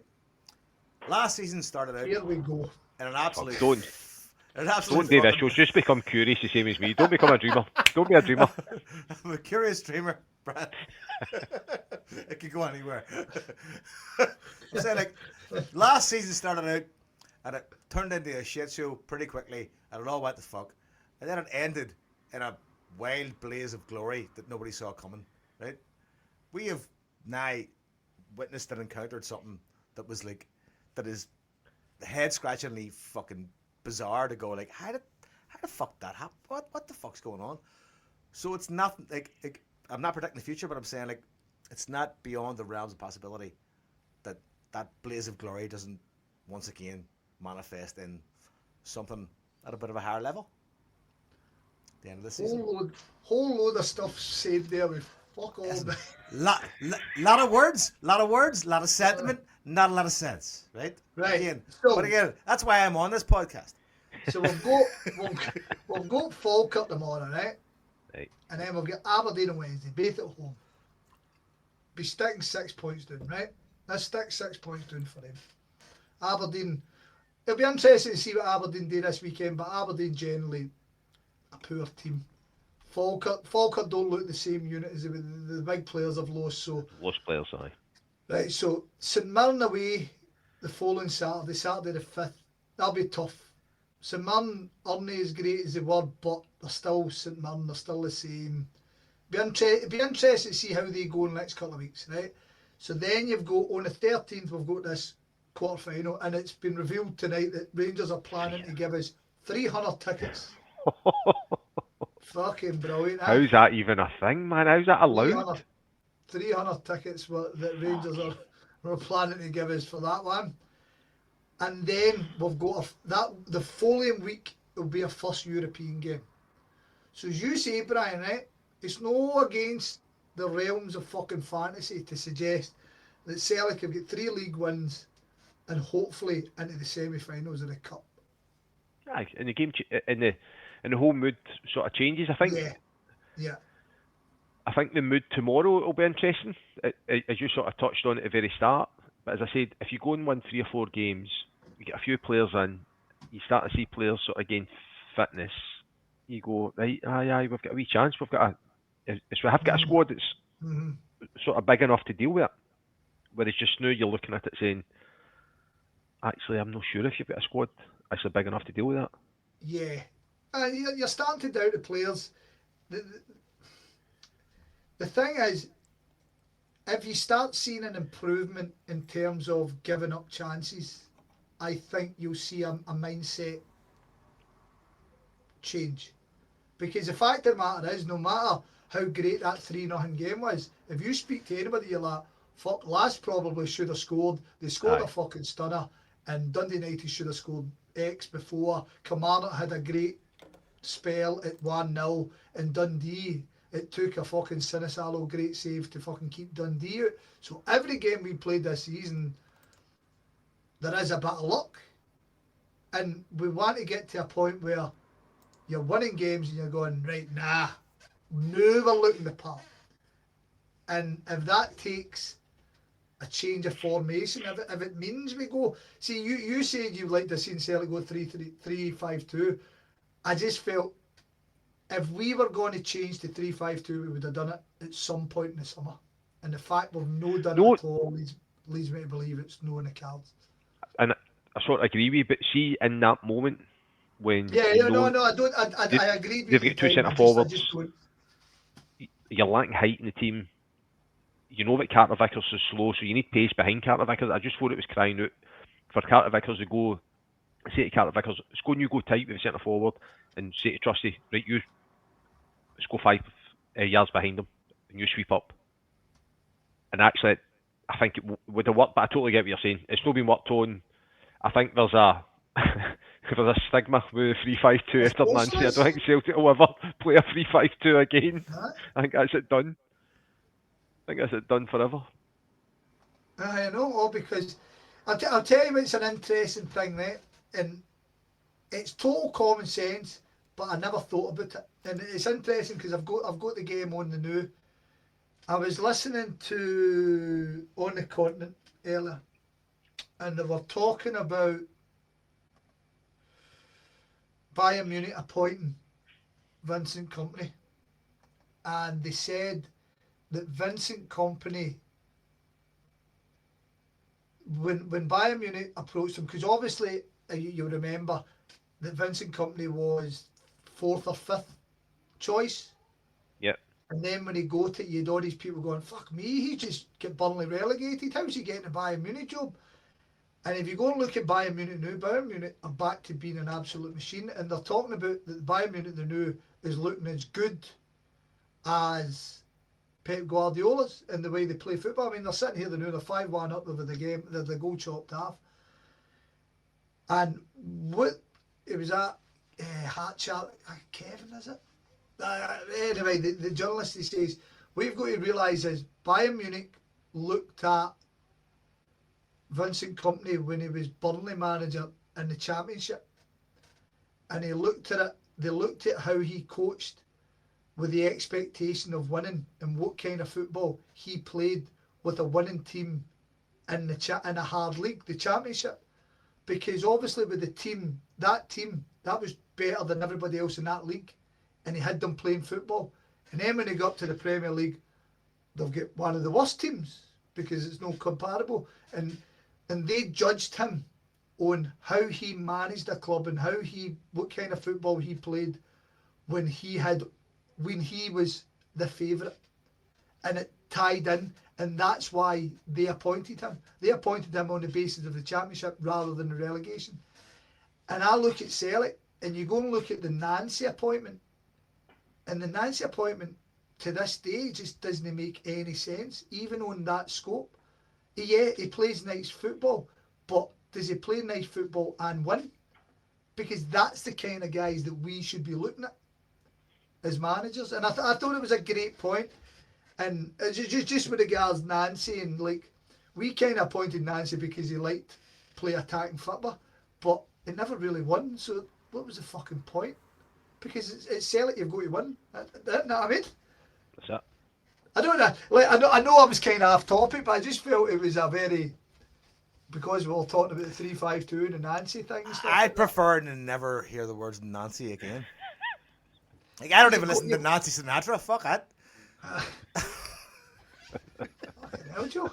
Racist. Right, anyway, right, so we'll right, Nancy will eventually prove he's a good manager. Wrong place, time and club. You think? Aye. I don't know. I don't know if I Mr. Strangelove the Doctor, I don't know if I agree with you. That's up there with Jason Higgins going, Raphael Shite didn't get a proper shout. Oh, well, we've got the perfect fucking man to tell us. Come on, Let's Brian, move he's a on. Raphael Shite story. No. Come on, Brian. No, Your ex-teammate. I did not know this. There was no. Jeez, Scott, why are we doing this again? Basically, As I haven't heard it, Brian. the story goes, Raphael Shite was in the first team squad. Obviously, it was bombed out. Ended up playing with 21s. He wasn't happy at playing with 21s, and rightly so. Obviously, he came here from Brazil. He's training at Barrowfield a Sunday morning, raging, playing at Livingston on a Monday night in front of two guys in a dug against whoever it is. So we were playing on a Sunday we were training a Sunday morning. Usually, there'd be maybe 3 or 4 of the first team boys would come down and train, and they would be raging about training because obviously they'd missed out on the Saturday. They're training on a Sunday. They hate training on a Sunday, and they're playing on a Monday night. There was a tackle between me and Raphael Shite. It's back in the day. I could tunnel myself, and it's on a football part. I couldn't find my way out a sort of paper bag, but on a football part I could tunnel myself, and he was injured for that. I wasn't specky then, and I probably should have wore specs because I'd probably get the ball instead of getting the man. And me and Raphael Shite had a set 2, and next tackle I sort of came out better, and he was injured for a significant period after wrecked his career, man. I wouldn't say wrecked his career. I'm sure he was bought for 3 or 4 million, and he was on a substantial wage. And when I was getting released, I'm sure he was still getting paid, so I'm sure he was quite happy about going back to Brazil. Well, now, yes. Now we know why it was fucked. No. Right, Scott, let's move it on to tomorrow. Let's speak about tomorrow. Is there an insurance claim that's beyond the statute of limitations? What? Yeah, I think you're breaking up on me, Joe. I can't hear you right here. You're breaking up on me. Curious, Joe. You were just curious. I'm just asking questions, Scott. That's what I do. Ask questions. Just ask questions, right? Right. Interesting. So, did we see Martin O'Neill's presser today? I didn't watch it. No, I didn't get to see it. I heard it was depressing. No. But so I think so. Big Who says he'd cramp. For what I'm led to believe, Carter Vickers was training today, and he'd cramp as well. Donovan. So the only guy that was a risk for the Mora is McGregor, because he's been sick like the fucking rest is.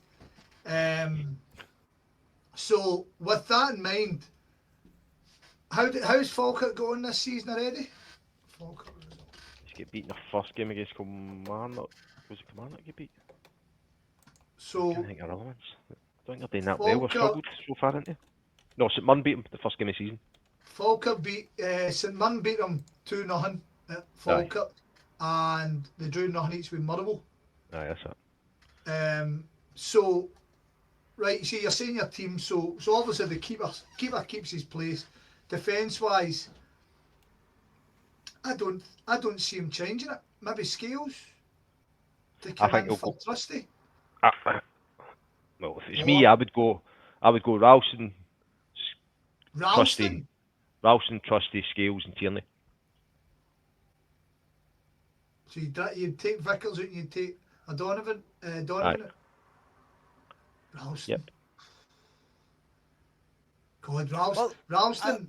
But I mean, you're playing a team that hasn't scored any goals, aren't you? Right. So that's how we want to give him a go. Is that why we're playing Ralston? I'm just saying. I mean, they don't appear to be the biggest threat. So. Oh, for fuck's sake, man! We're gonna get fucking. It's 3-0 down after 20 minutes. I am setting the stage for massive disappointment. Jesus. Right. I'd be surprised with that. I think Donovan will play. See, to be fair, I think he will play Donovan. I'd be surprised if he plays Donovan, Carter Vickers and Tierney. I think one of them will drop out. So I think, for me, it'll be Carter Vickers, and I think he'll play Trusty and Scales. Especially if I've got a game, it's midweek, game Saturday night, a game midweek, then I've got a game on a Sunday. I think they'll pick this one at home that will drop him out because he'll want to get sort of minute. The only problem he's got is there's no replacement for Tierney because that's going to be a substitution after 65 minutes. That's your problem. Yeah, I was actually thinking with Murray maybe kind of come in. I want to put Scales across maybe. Aye, good. A bit of focus on Donovan. Like, I mean, there's a guy that you look at and go, I hope you keep on keeping on, because there's a lot of kind of belief building around kind of him as a player. See, to be fair, Joe, I'm a big fan of Donovan. Anytime I've spoken to Scott, I'm always about pushing the young boys forward. Aye. He's done fantastically well. I was delighted for him last Tuesday. I thought he was outstanding. Or last Wednesday. I thought he done well all night. But he needs to now make that step for no being that young boy who keeps taking cramp all the time and he can't last a full game. He needs to sort of develop his body, and that's the bit that's going to sort of hamper him, because the club will now start looking at actually signing right back in, because they've got a right back just now who can't last a full game. That's kind of one of those things I kind of want to ask you about, Brian. I mean, like, see, when you say something like that there, I mean, like, how does a player approach that? It's just a physical aspect. It has to work with the sports science. It has to work with the people who speak to him about how he sleeps, what he eats, how he trains, how he rests. It's all these things that sort of take you from being a young boy. I think it sort of happened with Tierney one year. He went away and he was always he would miss a game and he looked frail. When he came back one summer, he just grown, he developed, and you were like, geez, right, he's ready. And I think Donovan's still at that point now, and it's a wrong point for him to be like that, because if he was developed just now, he would be. He's easily getting about 25 games this season. I suppose. I mean, if he was a fucking car, he's pushing himself into the red too often. Aye. And that's the bit that he sort of has to. See, if you look back at the game this midweek, see before he gets taken off. So it must be what. It's 2-1 to them at the time. He's overlapping. He's doing an overlap, and 2 minutes later he sort of pulls up the cramp, and you're saying that's the wee bit that he has to learn to go, actually, I'm not going to do that overlap, I'm going to sit behind, I'm going to keep my legs. A level of discernment around your energy and your capacity. Actually, it's 4-2, we're away from home, it's a Champions League qualifier, and I know it's hard to say anybody because he's only 19, and there's other players who should have been who should have been telling him it. But it's that wee bit, and that's a wee difference for. See Johnson, it's Alistair Johnson would have known not to make that run, and he would have sat behind. Yeah. Alistair Johnson would have slowed down when the boy comes close. He would have bought fouls. He would have slowed down at throw-ins. All the wee things that he just needs to learn, because there's a short window that you get at Celtic for a young boy to go and develop and sort of be a first-team player, and this is his window we know. It's a really interesting insight that I'd never really thought about. Going like, you have to be. Word, is that something that can be? Again, it's one of those things you'd imagine somebody is in there going like, my job is to make sure you don't fucking blow yourself out. Yep. There should be. If there must be a sport that if there is a sports science team, and there must be less. It's just how much he listens to them. And I'm not saying that I've no idea how good or bad the boy is. I've no idea how good or bad his attitude is. I'm no question that at all. But for him to come off, because he came off with cramp sort of last midweek as well, the first game at home, didn't he? Because Ralston comes on in that game, and it's the second game away from home it does, and you're saying, actually, if you're going into big games now, are you thinking, actually, if I've got, and I'm sure Martin O'Neill's thinking this, if I've got Donovan, Carter Vickers, and Tierney, and it's a right hard game, that's 3 subs I'm going to have to make. And for me, that's hopeless. And that's how, but that's probably on your mind from the first whistle. Of course it will be. And but I think he could just manage his legs or manage his energy, because I appreciate you can't develop your muscles in your body sort of overnight. It's going to take him time to do that, but he will develop over time. Of course he will.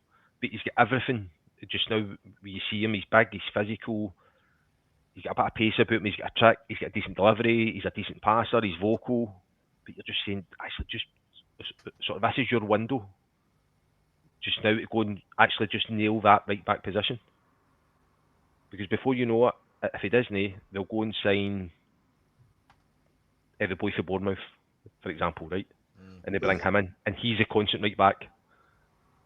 Well, where we are now, because Johnson got injured, I can't see us signing a right back. No, they won't. They can't afford right backs in the club. I can see us, if we're going to get a right back, I can see us signing a loan, because see right now, Ralston's race is done with Celtic. I mean, I don't criticise players as much as a lot of other people, but I just think Ralston had his day in the sun. He had that season under Ange where he was great, and God bless him, he's a Celtic man and he's been paid decent dough and stuff like that. But see, for him, he should really go and do Scott Bain, and fucking just go somewhere and play for the regular for the. Of course. And we could go and get a loan player to compete with Donovan for right back, not to kind of take his place, just to compete with him, because you say. It was really interesting to chat last time we spoke about this situation. You said it's hard for the young guys, but if a hole comes up, you've got to be ready to go and put your head up into that hole and take the jersey. And I think Donovan's looking the part. Yes, totally agree. And it's up to him, but as you say, you're offering us an insight into stuff. I think Joe's already said it. You're offering us an insight into how he's now going to change his things to suit what he's doing, and then he's going to learn what he's doing. He's going to be pushing fucking Alistair Johnson and going, what would you do here? What would you think here? What would you think there? Do you know what I mean? See those fine margins. See those fine margins you're talking about, like in terms of his physicality, in terms of his like physical progress. Do they require like sports science, kind of detail? It's probably no sort of yes and no. It's all common sense stuff, to be honest. It's all sort of making sure you're resting, sort of getting to your bed. It's all the right stuff you're eating and drinking. The sports science will give you the more specifics about what percentage what percentage of protein you should be eating, what percentage of carbs, sort of when you should be eating it, sort of how many hours, sort of should you be sleeping, sort of when should you eat. But it's all stuff that you would know. It's all stuff you would dream off. But you've got that sort of collection of people who will be able to give you the finer detail of you, sort of in relation to your body and your growth. And that's where you should... The kind of fine tuning, like... Yeah, basically. And it's that... So to try and make sure... if I was him, I'd be going in... And it's easy to say that because I'm older and he's 19. He's only a young boy.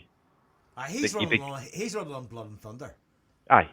But you should really be going into the sports science and say, right, it's going to tell me how I can sort of stop getting cramp in games. Right, so what do I eat before it? It's what do I have to eat before it? And it's no like the game. So if the game's on Saturday, right, so what do I have to eat in the Monday, Tuesday, Wednesday, Thursday, Friday, Saturday? You know what I mean? It's a full build-up to your week.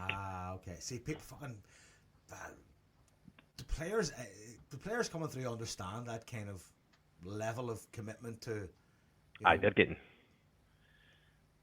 sessions on sports science on a regular basis. The young players today, like, are they getting that? Probably not to the same extent, but it will sort of be touched on in terms of sort of what they should and shouldn't be eating, how much they should be sleeping, how much they should be resting, how much sort of carbs, their protein, sort of how much activity, how much running, how much... All that stuff is exposed to the young guys coming through, so it'll be standard chat to the young guys. It's how much they take on and how much they implement is down to them. Because obviously they walk away from the dressing room and they walk away from the stadium and they walk away from the training ground. Then it's down to them. Real life kicks in then, and fucking like and your life kicks in and your pals. Your life, aye. Because my wee lad has his first league match tomorrow, and he'd have played oven chips and some chicken wings earlier on. Oh,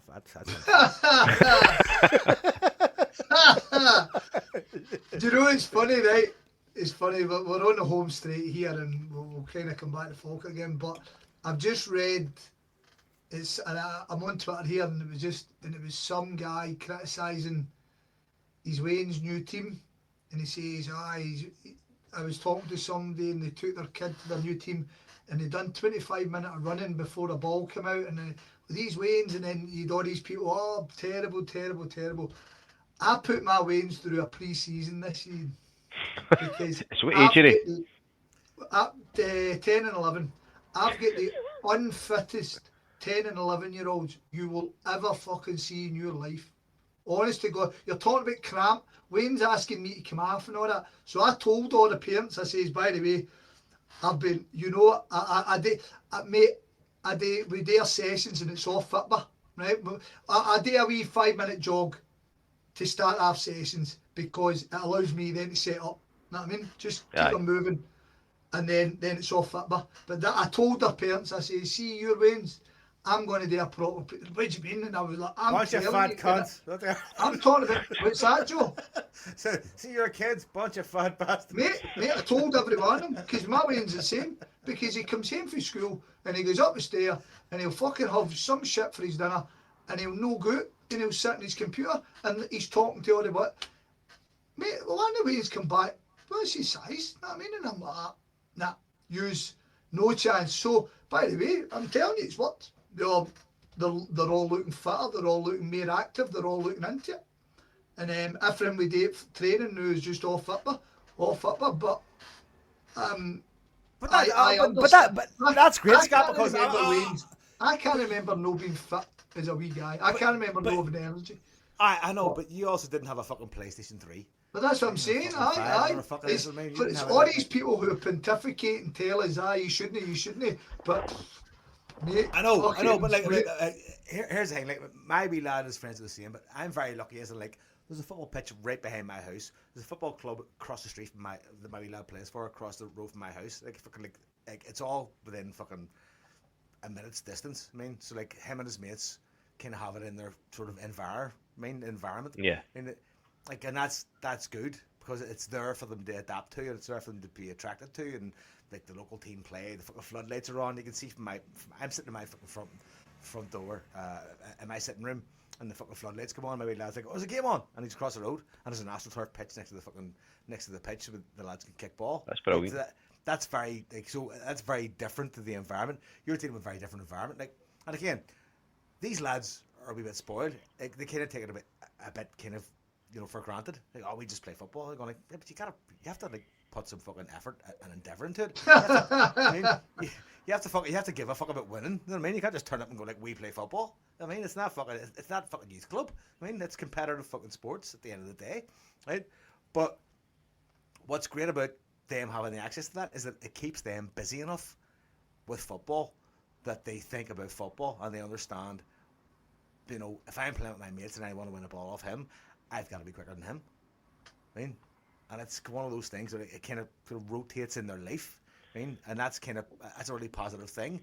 Not that that's going to make them fucking great players or they're going to win the league or whatever the fuck. It just means that they have the concept in their head of like, I need to be better than that guy or that guy or that guy or this friend or that friend. He can do this, I can't do that. And it's always happening in their lives. And you'd like to think that would, transition over to like when you're playing against another team, say like tomorrow when the league starts, when they're playing at 10 o'clock in the morning up the road. To look at a couple of players of the team going like, I'm better than him, I'm better than him, and I'm better than him. And that's kind of the confidence you want them to build. Like that I don't think any coach can breed that or can give that to you. It's something you have to kind of come to yourself. I don't know about you, how you feel about that, Brian. I mean, you've played the game. Like I'm talking utter shit. But I think, in terms of when it comes to young players recognizing their ability in the game, you have to come to that knowledge yourself. Yeah, that's probably the point. See, the sooner that players at any age sort of realise what they're good at, it's when they go and enjoy it even more and they'll be successful. Brilliant. And I'm no mean 100%. like you go and kick alone and play with Celtic Rangers. It could be at any level.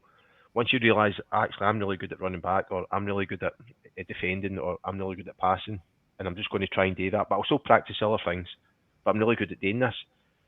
There's so many boys across different age levels, and they try and do things that they're not really good at, and because they're trying to focus on the things that they're trying to develop instead of actually see the things you're good at. Actually, just keep doing that. Aye. Because that's what's got you to this point. So keep doing that, make that even better, and see the other things that will come. That will eventually come, and you'll get that up to a level that's acceptable. But see the thing that you're really good at, then keep doing it. And it's that wee bit, and that all comes from sort of what you're talking about. See, when you're playing games and your pals or training or whatever it is, and you learn, actually, I can't sort of run away from that people because I'm no fast.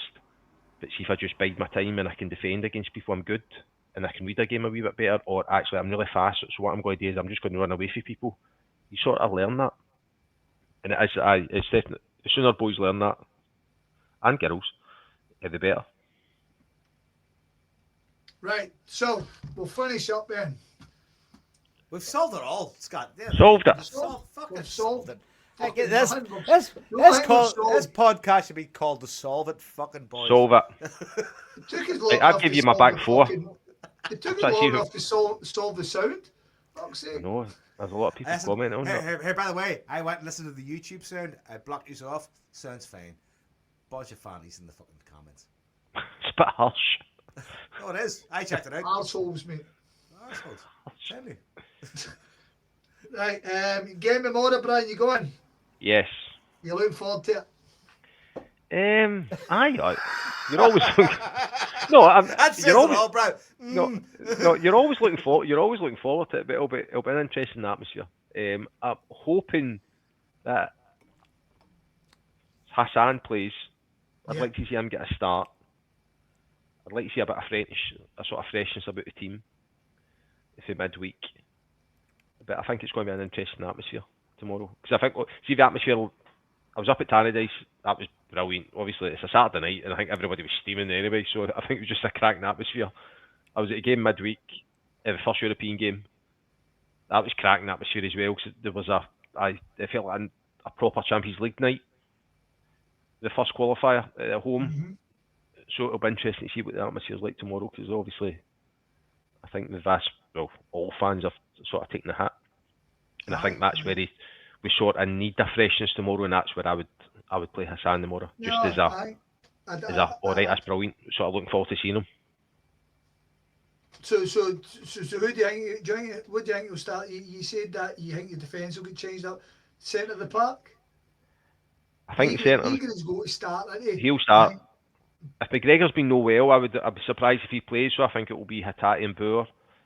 Then the front three, I would probably drop the big centre. I would probably drop big Casper. I would play Durant through the middle. I'd play Hassan off the right. See, and if the it was fact me, that he came off with cramp and all, I know. I wouldn't be adverse to that either. And for me, I would go with Forrest off the left, but it'll probably go with Yang off the left. Joe. My lineup. Yeah. How about you fellas? How are you guys? I love you guys. I'm joking. I fucking. Do you think Chamberlain might come in? I do, but I don't know if that's going to change an awful lot. I kind of see him, and this is going to sound harsh. I see him in the fucking Dion Dublin fucking category at this point. Joe, do you know what? I totally disagree with you. Right? And You think he's a player? No, not, just a fucking name that's allowed to come in and fucking express himself as a former class act. And I find that I think Chamberlain as a player has more than McGregor. Now McGregor means more to us. I know, but do you use him in the right way, or do you? I think Chamberlain would have a lot more impact in Celtic if he was allowed to be McGregor. Well, this is what we're saying. If McGregor doesn't play tomorrow, I know, but does that change anything going forward though? Does that mean like? that means he starts. Does it though? I don't think it does. Oh no, for tomorrow. For tomorrow. And say if tomorrow works out well and it's gangbusters and he won the show. Are you? Do you honestly think you're going to see it again? No, well, it gives you something to talk about. Mm. Oh well, that's enough. And that's better than I'm not talking about it. Gives us something to talk about. Gives us fucking fuel for the fire. Do you know what? There's a certain level of staleness that I'm finding. Yeah. From McGregor that is starting to irk me, and I don't want to seem negative about him because I love him. No, we all love him. Right? But there's a certain stagnance that's coming with his. Negative seeing what you're seeing with your eyes. I know. We've done this years ago, Joe. But Catholic guilt will always get me, Scott. Motherfucker. Really, a Catholic? I'm a pantheist. Fucking a pain in the arse. That's it. I mean, part of me doesn't want to besmirch. We said this years ago. We said when we come on this podcast, we will say how the game went. We won't fucking think about the next game. We won't think about what happened last year. We'll call it how we see it. And the fact of the new is, Callum McGregor, you're seeing the kind of the point. You're seeing the fucking end of the road. It's in his fucking future with Callum McGregor. Now Chamberlain, I'm led to believe, is no even fucking a year younger than him. So fucking he's hardly your future. Well, but I think some of the thing is, if we sign Chamberlain, and if you're telling me that we only going to give Chamberlain a chance to benefit our team, then what the fuck was the point in signing him? I know the point you're making. I'm now firmly on your side, but my thing is, right? Fuck's sake, man. That's how easily he turned down. Fuck his opinions. Easily turned. Right? I think in some ways we cling to Callum McGregor because when we lost Scott Brown, we were so concerned about who would fucking take that captain's armband and who would pass. And when it was him, everyone was like, him? He's not the same as Scott Brown. He's not got the same personality. But it's worked out really, really well. And I think we're at the same position now going like, if he goes, who do we cling to next? And I think that's a bad habit. And that comes down to the fact you don't trust your club. Aye. And I think like we are looking for another Celtic fucking man, captain, middle of the field guy, and like we almost didn't believe that Callum McGregor was going to be that guy when Scott Brown left. And you're not telling me that everybody thought Callum McGregor was going to be the captain that he became. No, of course, when no, I agree with you, but I think there was an awful lot of fucking doubt. I think the problem I've got is we're trying to replace Callum McGregor, who's the best midfielder in Scotland. Aye, Still, aye. Yeah. without a shadow of a doubt, there's nobody anywhere near him. So, But we've also got and we can see that he's coming to an end. Connection, though. Of course, I get that. There is an emotional connection. You sort of, and you've seen him develop and grow, but he's still the best midfielder. He's still, for me, miles ahead of anybody. Oh, 100%. There's nobody anywhere near him. The only other player I would have even thought about got close to him in Scotland at any point would have been John McGinn. Why, Joe? Why did you do that? Okay. I was hoping to finish in 5 minutes, Joe. I'm up early tomorrow. I've got a kick off at 9. You'll start talking about John McGinn. No, can't Joe, you can't why talk did about you John do McGinn. that, man? I just mean that the level of player that you would look at Callum McGregor going like, okay, well, the only other player I could have seen being there was John McGinn. And I'm not trying to start the John McGinn to Celtic thing. I don't mean to do that at all. Right? I don't want that to happen. I'm just thinking, like, I mean, the caliber of player. The only one I can think of that would have matched him in Scottish football at any time, and his kind of trajectory would have been John McGinn. I'd still take McGregor. It's all day. Aye, I know. Me too. But I'm All saying day, like every day. the only person that might have matched his caliber, we didn't buy. Anyway, good day, folks. Yeah. Right. Is that us? Is it us? Predictions? I think so. Fuck that. Predictions. No, No, we're not doing that. We don't do that. I don't. You can do predictions. I'm not doing predictions. I don't fucking listen. I have my dad's betting fucking generational history. I could fucking paper my house and beating doggets. Fuck that. Brian, what do you think? I don't know. A 4-0. The Celtic score early doors. 4-0. Yeah, I think Celtic will score What? within the first 10 minutes. Aye. There you are. There you go. I've I'm give you a score and I've give you a bet as well. There you are. What a guy. Paddy What a Power. guy. Fuck, let's go. Paddy Power. It's sponsored by Paddy Power.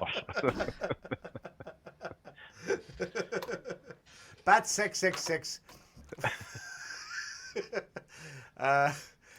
Folks, that was good fun. Brian, thank you so much for joining us. That was Always. great crack. It's always great to have you on. It's always good to actually listen to you. I actually love it being on the listening to the podcast you're on because you're the wisest person that comes on this podcast. I think at any point ever. I don't believe Scott, that for a second. Scott, it's always good to be in your orbit. Hey Joe, go fuck yourself. Exactly. I was set you up for that. Aye, we've done 2 hours 17 minutes, and we've solved fuck all. We've achieved fuck all, and like most Celtic podcasts, we are glad for your attention. Hail to the folks, lads. Hit like and subscribe. Do you know what? Don't do that. You know what? We would prefer if you didn't. Fuck it. We don't want anybody knowing about this. No, we prefer if less of our friends knew we did this shit. We've got to turn our cameras off so we can deny it's actually us. Fuck's sake, man. We get identified in pubs by our voices going, are you Joe HomeBhoys? Going, no. No, I'm not. I am Vladimir from Russia. Sitting in some shitey fucking boozer in fucking North County Dublin fucking making shit analogies. Are you Joe? Aye. No, I'm not. Sorry, Joe. Fucking fuck off, would you? No, fuck. Anyway. Right. Anyway, folks, we'll talk to you soon. Hell, hell. Peace out. Monacelli. You. It's Hill Hill.